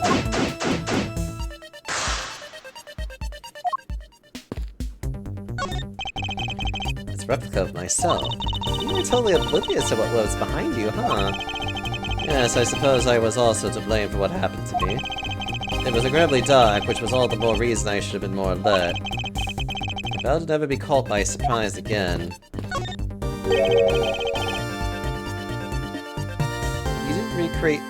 You didn't recreate the weapon. Well, I can't exactly recreate something I know nothing about. So tell me, what were you hit with? The attack came from behind, so I have no idea, but I doubt it was someone's bare hand. Okay, then where were you hit? I was hit on the right side of my head, just above my temple. There was a bit of blood, but it wasn't anything serious.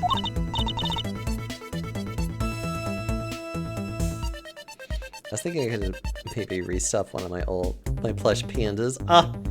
A good plush honestly does make for a good cuddling partner. Ow, it sounds painful. Why are you smirking like that when you say it? It's just your imagination. Well, let's see. I wonder if there's something in the hallway that could have been used as a weapon. I wonder if something could be a weapon. Take that! I have it. There was indeed one such object lying here in this hallway. A prop sword. So I love your voice for Edgeworth. I mean, I'm trying to go for posh. I'm terrible with voices, but thank you. Are you talking about this thing here? Yes, although we did find it at the kidnapper's hideout. Wait, yes, it's possible that the culprit took it with him after using it on me. To leave no evidence behind, right? Correct, and maybe worth a more thorough examination yet. Okay. So what test do you want to run on the sword? Test with luminol. Luminol was wearing a costume at the time, so fingerprint analysis is useless. Let's run a luminol test. It's possible that some of my blood found its way onto this. Agent Lang, may I ask for your cooperation in this matter? Like I have a choice. Sheena, call the lab boys. Understood. Except for a dab on the left side, it would appear that the blade is spotless. So it must have been the left side of the prop sword that hit you then, right?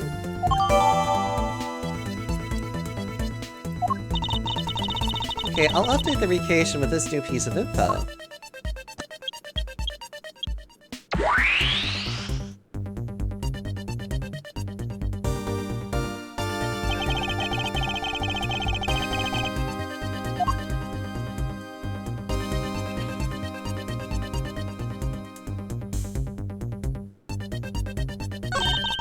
In the next instant, the badger will swing his arm, complete with weapon in hand. Yes, to club me with the left side of the prop sword. Shall I recreate the moment of impact? I want to see the pained expression on your face. It's just fine the way it is. Wait a minute, no. Is this just my imagination, or is this something not quite right? Connected to any of the evidence I hold. Eureka! Finally, I found a clear contradiction of facts about this sword. Except for a bit on the left side, this prop sword is absolutely spotless. However, if the culprit had used his left hand, the blood would have been on the opposite side. The opposite side, huh? If the culprit held the sword in his left hand, then the sword's right side would hit. I see, but the blood was on the left side of the sword, right? Which means that he used his right hand to hit you. Exactly. This prop sword has a large handguard attached to the hilt. It would be impossible to hold it with two hands while wearing a costume with such big hands. Therefore, it couldn't be the left hand or both hands, it must have been the right. I'll change the data to reflect a right-handed swing. Not yet, Kay. There's no sense in changing anything yet. If you change the parameters to the right hand, it'd only create a new contradiction. Changing the prop sword to be in the culprit's right hand would conflict with what?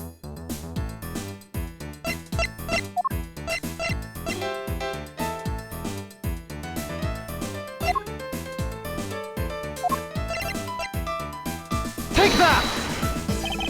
The Bad Badger already holds a gun in his right hand, so he can't hold a sword in addition. Yeah, that's right. Then what now? If it wasn't in his left hand or his right hand, it means that the one who struck me could not have been the Bad Badger. Are you paying attention, Lance? Mr. Deacon could not have been the one who struck me, which leaves only you as our primary suspect. Fine, it was me. I hit you. Appears that you lied to me yet again. Let's see how quickly they catch up to you, Lance. Wait, isn't Lance left-handed? Yes, but that's what makes this deception all the more interesting. He used his right hand to make it look like Mr. Deacon had been the one to strike me. If you see, firing a gun with one's non-dominant hand is difficult. But that level of dexterity isn't required to swing a prop sword. Okay, please input this new data. The one who hit me from behind was Lance. Or should I say the Proto-Badger? You got it! Here I go!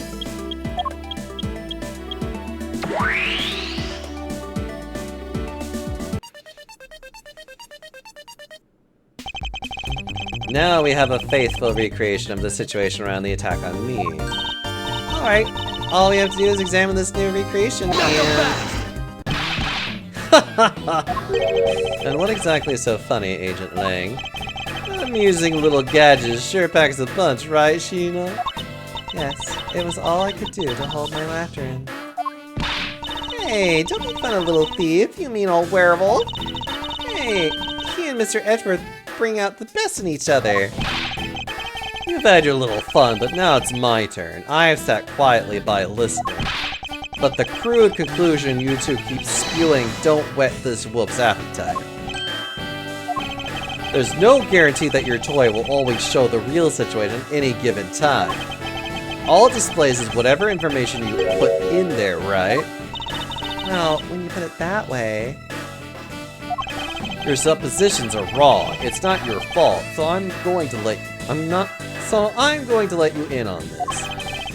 There's a trick to this haunted house. And what may that be exactly? A trick beyond your tiny imaginations can produce. Sheena? Here you are. Now then, what you missed, girly, is written right here in this pamphlet.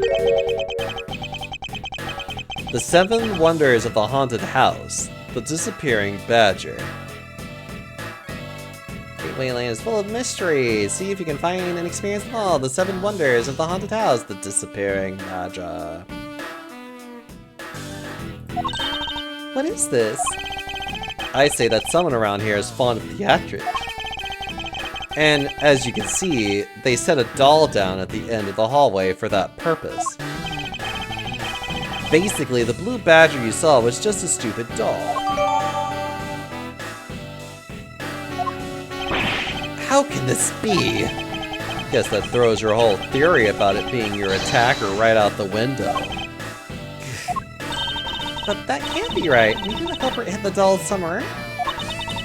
And then he laid down the pretend, and then he laid down and pretended to be it instead.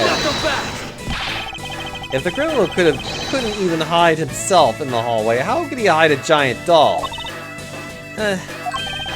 You get it now, thanks to your presumptions. Your logic started off weak and led you to the completely wrong conclusion. Ugh. Now get off your high horse. Mr. Edgeworth? Okay, I wonder if you could please input the new information for me. You don't know when to quit, do you? I can't quit, not until I can declare what I have found. Not until I can declare that I have found the truth. Agent Lang, for the additional information, you have my thanks. There you go again. We'll see if I care. Well, I'm updating the recreation now.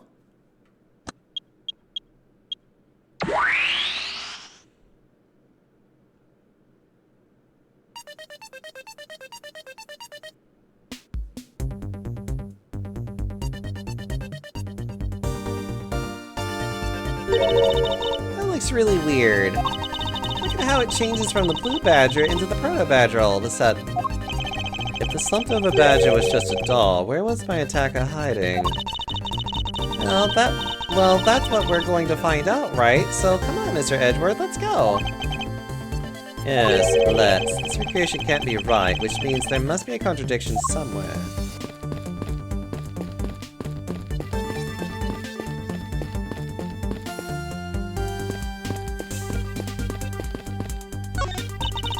Take a look around, it almost feels more like a house of mirrors. Indeed, who's ever heard of this many mirrors inside of a haunted house before? Well, at least we know this is the real crime scene thanks to these mirror shots. Hey, wait, these shards, there's something different about them. Oh? The ones we found earlier are thicker than the shards from these mirrors on this wall. And look, there's some sort of design on the back, too. These pieces from that costume are certainly different from the other mirrors. What does this impede? Could it be that our pieces are not pieces of this mirror?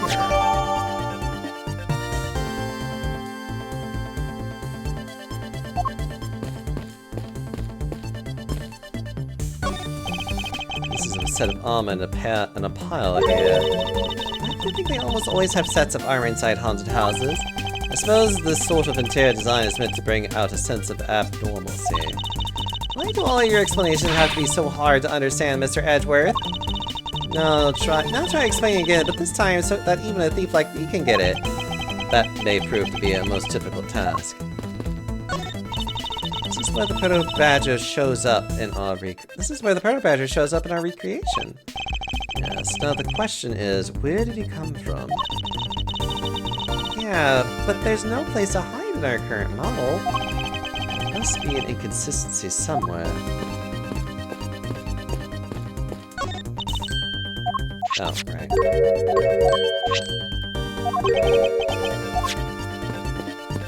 Ugh. I won't rest until I've inspected every nook and cranny. The blue badger is just a doll for use in this haunted house. I bet the one who killed the blue badger is the bad badger, right? According to the blue badger Bible, it says that they are each other's worst enemies. All because one's an ally of justice, the other's a vile criminal with a gun? Perhaps they were just destined to battle each other. Just like the steel samurai and the evil magistrate.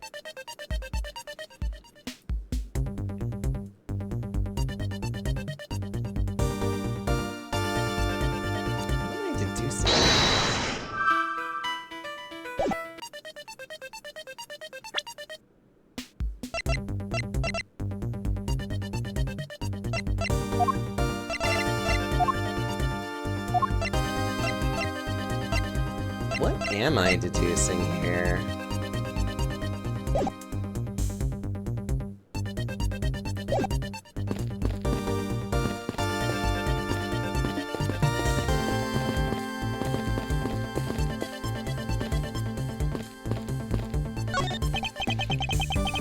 It's the proto badger who struck me. I suppose I should really say that it is Lance. Oh, are you going to get him back?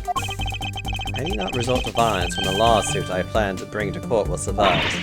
Really? Because I would totally have decked him and right back. If someone steals from me, I steal something from them. If I get hit, I hit them back. If I get paid, I return the money. That's the secret to how a great thief works. The third statement doesn't seem to be much benefit to our survival.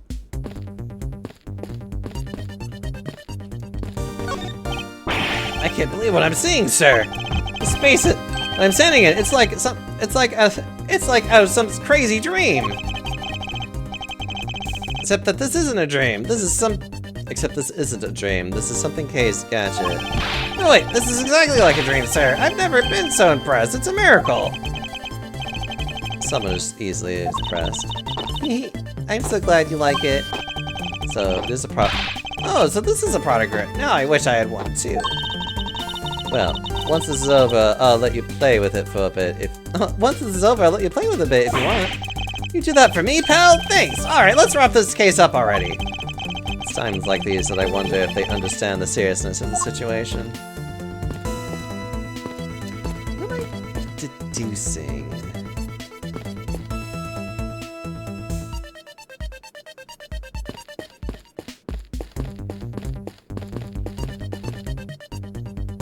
Well, I guess the problem with this, though, is the fact that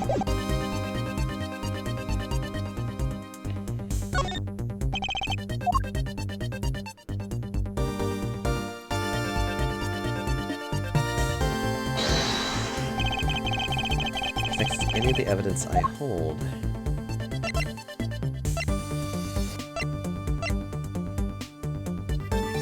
I mean, Eureka! it's this piece of evidence. Well, maybe it's not in complete contradiction. Hold it, Mr. Edgeworth. Which is it? Is it a contradiction or not? Okay. I don't know what I'm trying to deduce with this. Like, that's the thing I'm like, I don't know what I'm trying to do.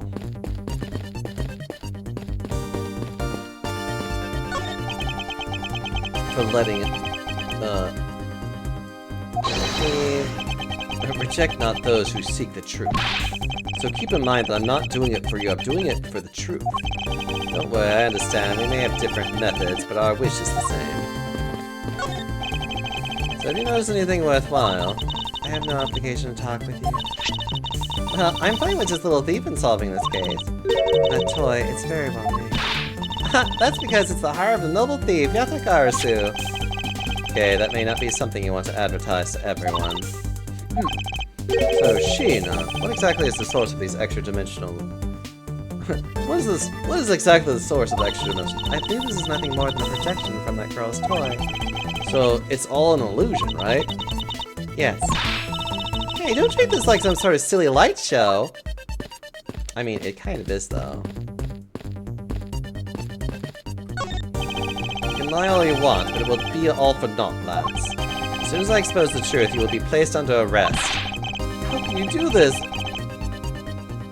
What my dad has done for you. What your father has done for me is unrelated to the charges you face now. Unbelievable. You sound like a bully. You sound like a bully right now, Mr. Edgeworth. If I'm not serious about this, he will never understand the true gravity of his crimes. I will not allow him to remain a child forever. Ha, now you sound like a dad.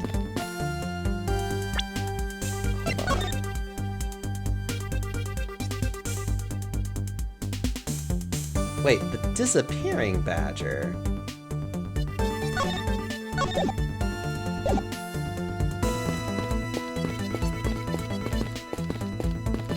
That means it can disappear whenever it wants to.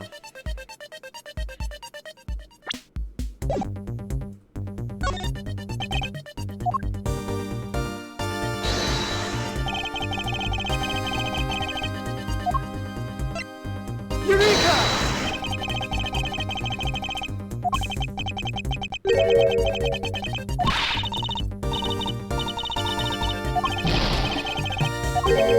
There's something wrong with this scene. That much I know for sure. Maybe it's just a trick of the LI. No, it can't be.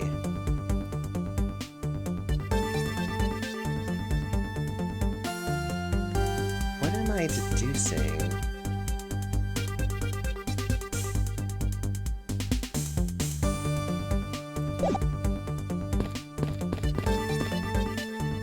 I don't know what I'm trying to deduce.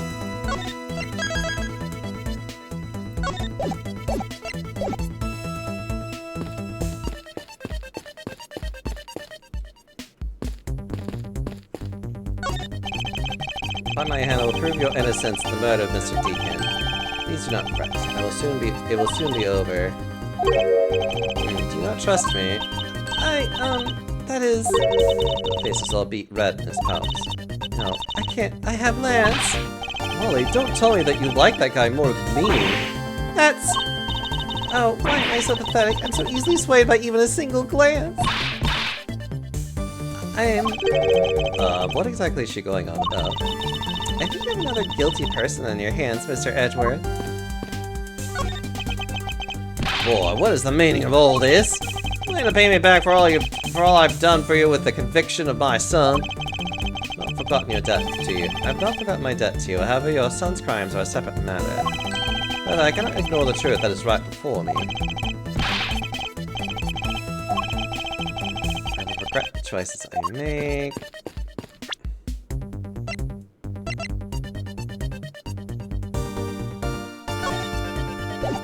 Oh, wait. Maybe that's the thing I need to deduce from this? Okay.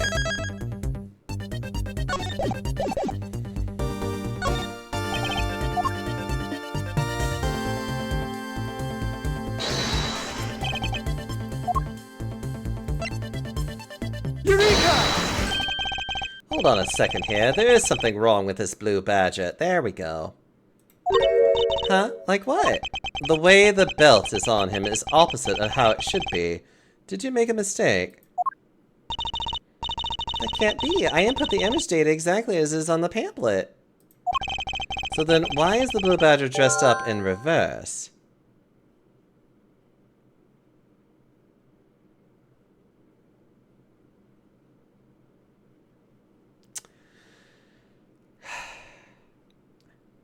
Oh, You know what? Actually, I understand it now. So, I actually have gone to, I think it's like Ripley's Believe It or Not Museum. And like Ripley's Believe It or Not in Wax Museum before. And there was actually this one little place which you would see, like, you would walk across, you would see a mermaid, like, in the distance. You would walk to where she should be, and then she's gone. Which is why, yeah. So the trick is mirrors. But in other words, there's a place here which he can hide.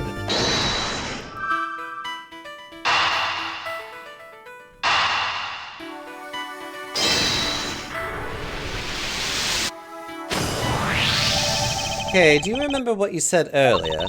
What I said earlier about what? About how this building might as well have been a house of mirrors. A house of mirrors? Oh, that would explain the reverse or mirror image. Yes, the blue badger might be nothing more than the reflected image of a real one. Then, was the blue badger you saw just a reflection? When I looked down this hole, I thought it was perfectly straight. However, if there was a mirror,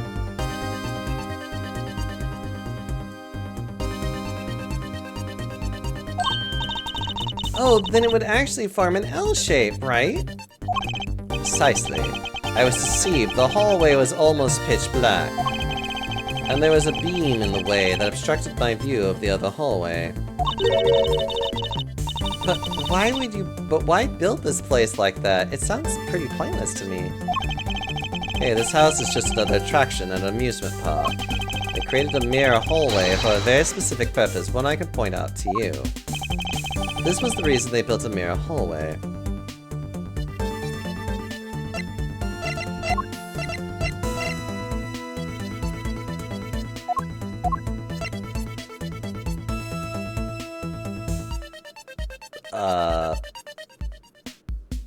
Am I just supposed to, like, indicate, like, it's the attraction, you idiot? This was the reason why they built a mirror wall.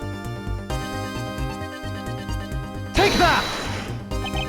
As it's written in the pamphlet, the main draw of this attraction is the mystery of the disappearing badger.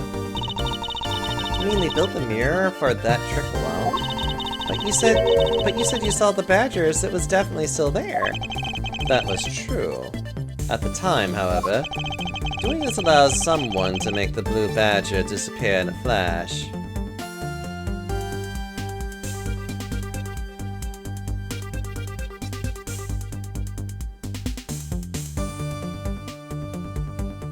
remove the mirror wall. To remove a reflected image, simply move the mirror. First, the mirror was constructed so that it could be moved. Then, beyond where the mirror was, an empty hallway had to be created. Oh, so when they wanted people to see the blue badger, they would open the mirror. And when they wanted to hide it, they simply had to close it again. That explains why the other side of these fragments have a design on them. That explains why the other side of this fragment have a design on them. And if the pattern is the same as the other walls in this hallway, then when the mirror is closed, it would blend in with the rest of the walls. This is the mirror trick that this haunted house employs. And this also proves the existence of a hiding place for the culprit. Huh? How so? Think about it, Kay. There was a place that was outside of my field of vision. The culprit kept out of sight by hiding here. Literally here. Take that! There was a very large blind spot, one I could not see beyond, and it was here. If my assailant hid on the other side of the movable mirror, then you wouldn't be able to see him. He didn't even need to do anything to the blue badger doll. So he didn't even need to do anything to the blue badger doll. Exactly. All he had to do was wait for me on the other side of the mirror. Wait, hold on. I just thought of something. Yes? Well, shouldn't the mirror wall be broken right now, in reality? Since we have a few shards of it, we can probably assume it. Yes, it most definitely is broken. The question is, when was it broken? Since we found these inside the victim's costume, that would mean the victim was there when the mirror was broken. Wait, that sound. Leave the money and go now.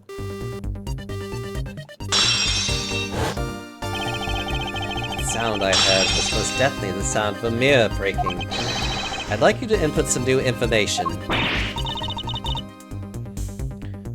Don't scare me like that! Sorry, but I need you to recreate something for me. Sure, whatever you need, so what do you need? If you could first recreate this hallway just before I enter the dining room. You got it!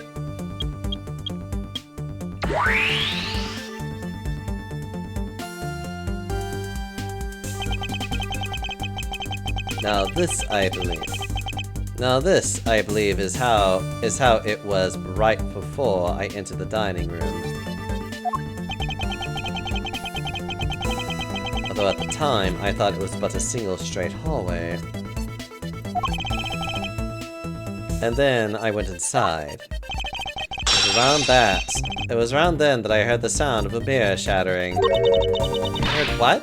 Then? Yes, I believe it was then that the mirror was broken.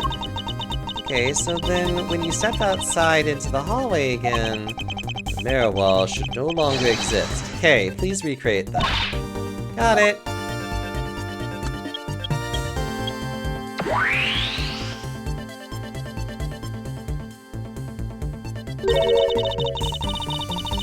Wait, but with the mirror gone, the culprit lost his hiding spot. So, where did he go in his proto-badger suit, Mr. Edward? Huh, that's easy enough. With the mirror gone, he simply hid himself in the branch hallway.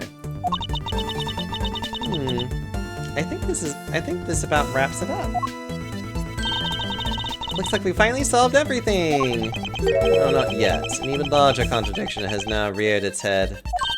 Huh? Perhaps you did not notice, but this recreation contains a very troubling inconsistency. Between what I saw in the recreation lies...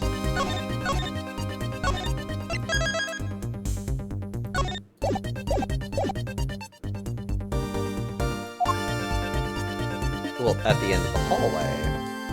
Take that! Okay, take a good look at the end of the hall. Oh, there's no blue badger there. Exactly, the blue badger that I saw in reality is not here. This is the final point on this long chain of logic. The last remaining contradiction. I love how it looks like it's coming right out of his head. So let me get this straight. When you came out of the dining room, you saw a badger, right? And that is precisely where the final contradiction lies. Something that shouldn't exist was there before me. Who or what do you suppose it was? I believe this is the real identity of our mysterious badger. That's where he was killed. That was the scene of the crime. Right? At least.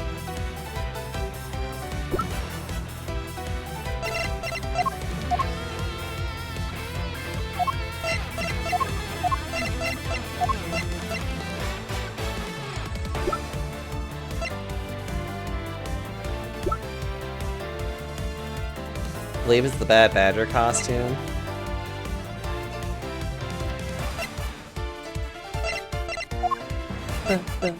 What about the time of the shooting? Take that! The badger I saw was in actuality the dead victim's body. What? Agent Lang, the entirety of my complete logic is my final decisive piece of evidence. The murder happened in the hallway of the haunted house at the time of the drop-off. And you could consider the moment I heard the mirror breaking to be the real time of death of Mr. Deacon. No! Maybe it was due to their fighting, or perhaps it was the life-shattering bullet. But no matter what the cause was, the hallway mirror was broken. Now go back! Huh. You were in the house at the time, right? Are you telling me that you missed the sound of a gunshot? Objection! There were a variety of sound effects playing at the time, all for theatrics, I assume. The gunshot must have blended right in. Ah! Now then, I'd like you to recall something for me. Who was it that was with the victim at the haunted house? Who was the one who had the opportunity to rob the victim of his gun and use it on him? It was you, Lance Amano.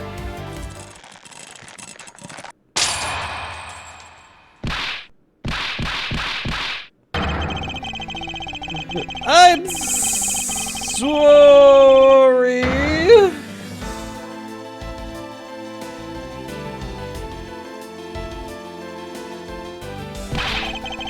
It's not like I had a choice. Oliver turned on me all of a sudden. He snapped and turned violent right after I hung up with you. He shoved me to the ground and straddled me. I fought back as hard as I could, grabbing his gun, and I shot him. The bullet must have went through his body and shattered the mirror. If I hadn't taken his gun and shot him first, I would have been the one you found. He's a hardened criminal. He escaped from jail. See, that's justified self-defense. My bull was only trying to protect himself. It remains to be seen and will have to be resolved in court. Agent Lang, I leave the rest to you. As if you were the one in charge around here. Guys, arrest these two and get them out of my sight.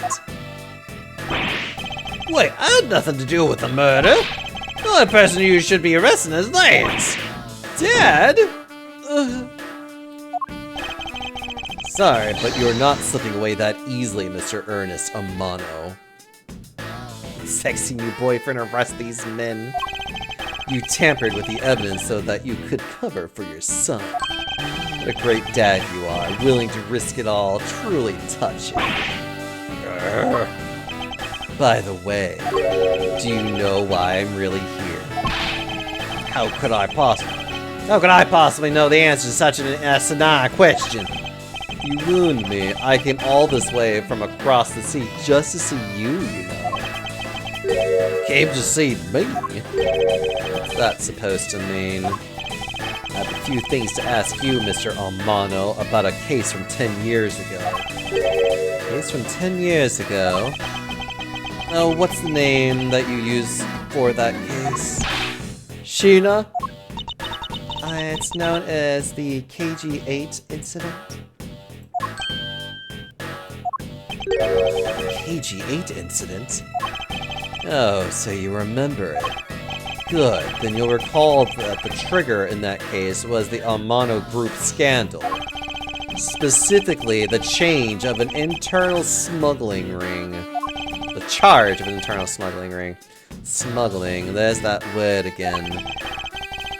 At the time, the person that was arrested as the ringleader was Mr. Amano's very own secretary, Mr. Colin DeVry. Father!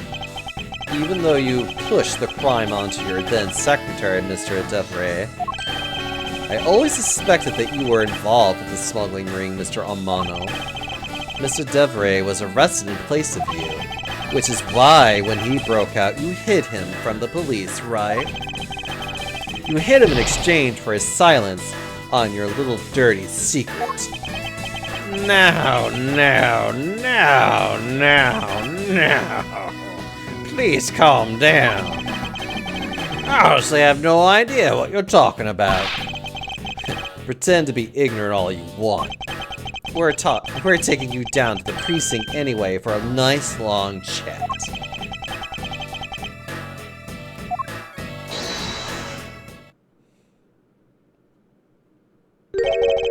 What the? Who the heck was that?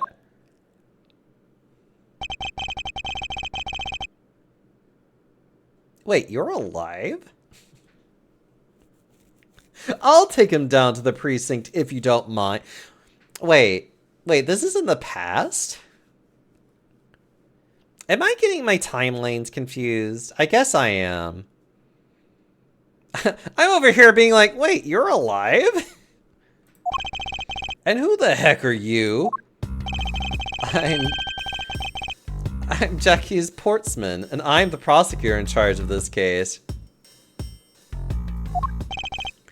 Ah, Jax, thank goodness you're here. Don't jerk me around. This is an Interpol case, so keep your paws off my suspect.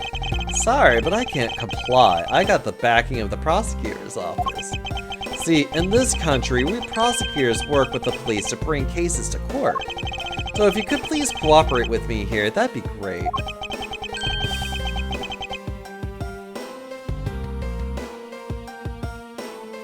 Edward got the call of the kidnapping at the airport. Oh god, this game has such a fucking weird timeline.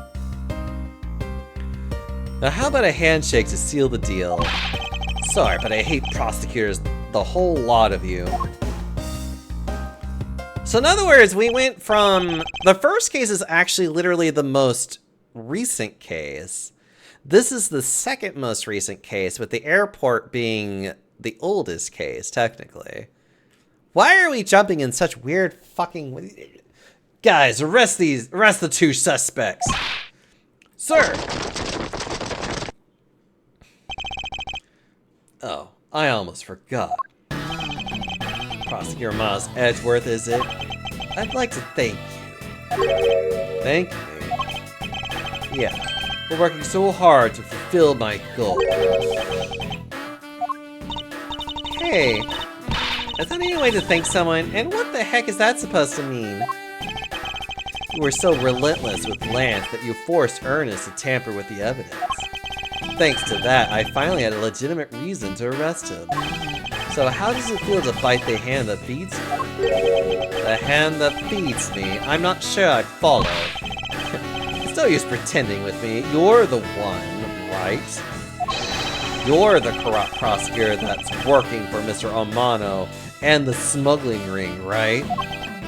No, I would never do such a thing. The heck? Our intel's never wrong. In your prosecutor's office, there's definitely someone working with the ring. So Agent Lang suspected my relation to Mr. Amano. That must be the real reason behind his antagonistic attitude. On top of that, your mentor was Manfred von Karma, right? There were non-stop rumors flying around about forged evidence with that guy. You're not twisting the truth behind those closed courtroom doors too, are you? The courtroom is a place where the truth is revealed. Well, don't worry, it's not only you. The whole lot of you can't be trusted. A prosecutor who never lost in 40 years, every defendant must be found guilty. Fueled by that kind of thinking, is it any wonder that courts produce nothing but falsities and lies? It would seem that his disdain extends beyond just me. Prosecutors, the courts, why is this man so angry with us all? Rest assured, the next time we meet, I won't be so forgiving.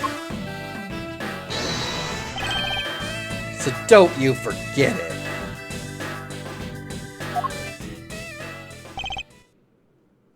Please, wait. Agent Sheena. Why does Agent Lang hate all prosecutors so?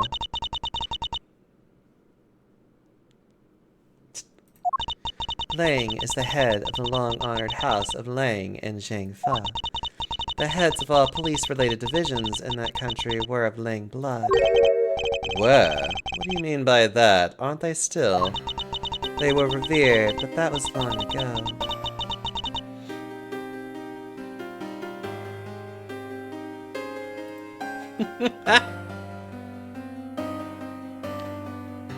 They don't hold that sort of sway anymore. And it was all because of the courts. How could that be? The prosecutor once withheld and tampered with the evidence one of the Lang detectives found. The evidence purity was tarnished and cost the Lang family its honor and trust. But not all prosecutors are like that. Even so, Lang will never respect the court again, or any prosecutor. You know, I can understand that, though. So Agent Lang is a man who hates all courts and is unwilling to forgive prosecutors. Man, what a piece of work that guy is. Come on, Jim, we'd better catch up. Yeah, I'm totally not gonna get killed later on in this chapter. You still got to deliver that thing to the old man after all, and I totally don't have to kill you later.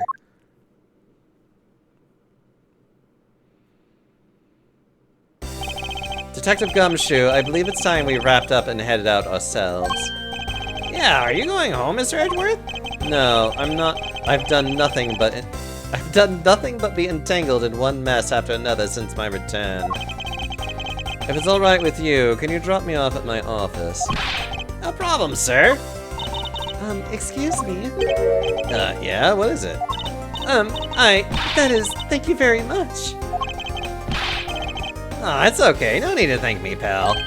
Just doing my job as a detective. I guess I was fooled pretty badly by Lance. Oh, cruel fate. What's a woman to do when she's been hurt by one she loves?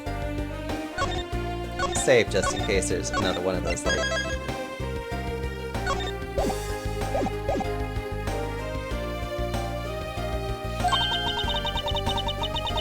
And to think I never realized my father was right there. I never said anything to him. I knew it. I'm a failure.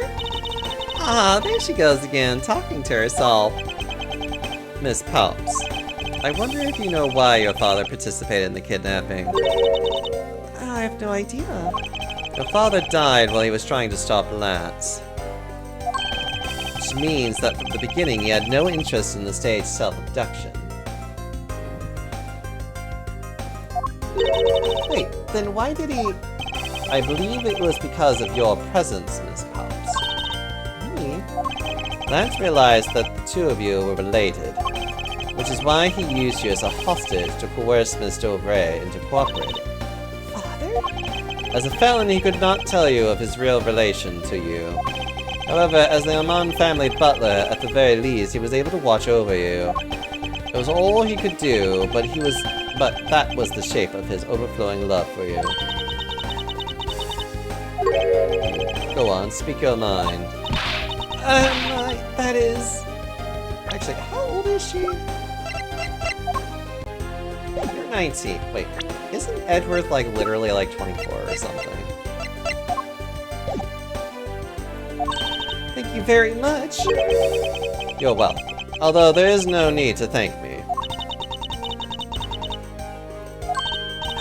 No, Lord, stop. I mean, this man's so much older than you. He's almost in his mid-20s.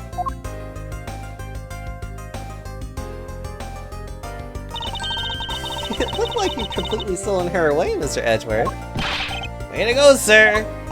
Your technique is way beyond the level of a great thief. What are you going on about now? Wow, your deducing skills may be sound, but you have no street smarts. I love how, like, even Edgeworth is like, I'm so gay, I don't understand what you're talking about. That's Mr. Edgeworth for you.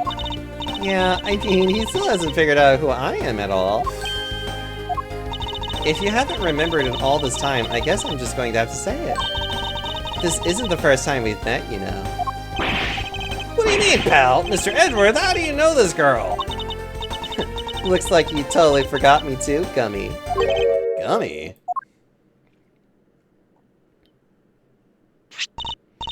Here, maybe this will jog your memories. I promised I'd return this to you one day, remember? This...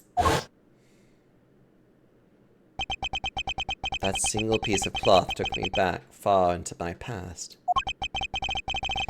To that fateful day 7 years ago when I first met the then child Kay and Detective Gumshoe.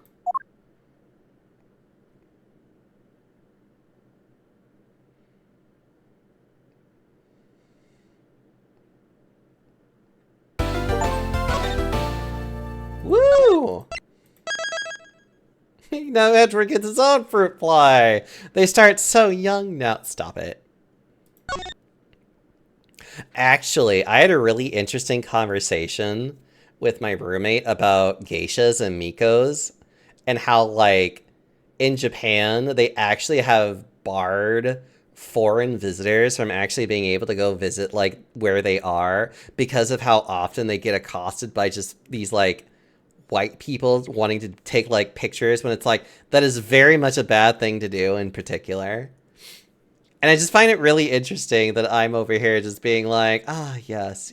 He now has his own ex-Miko who can now just be like, ah, I'll just follow you for the rest of my days because this is what I've basically trained for. And it's like, yeah. A woman being attracted to me. A man? No, that's impossible. Next time. Next time indeed, but not today. God, that was great. All right.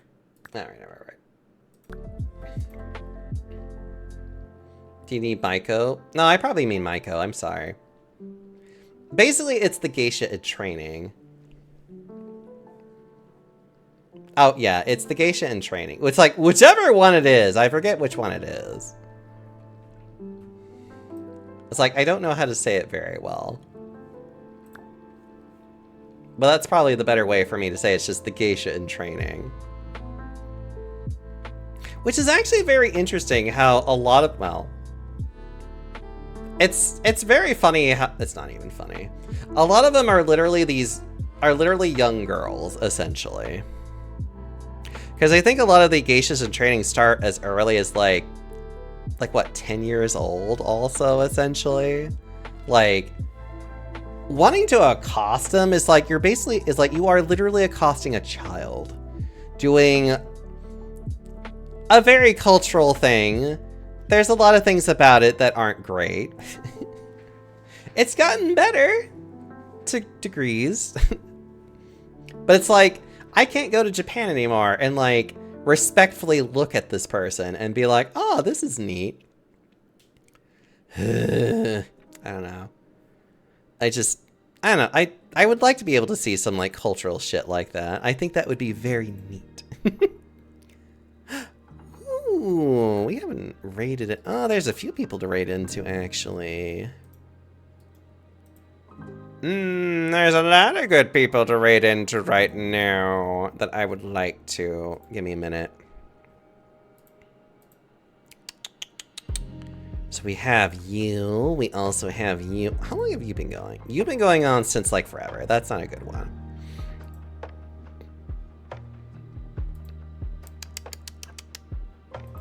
You know what? I haven't raided into them in a while.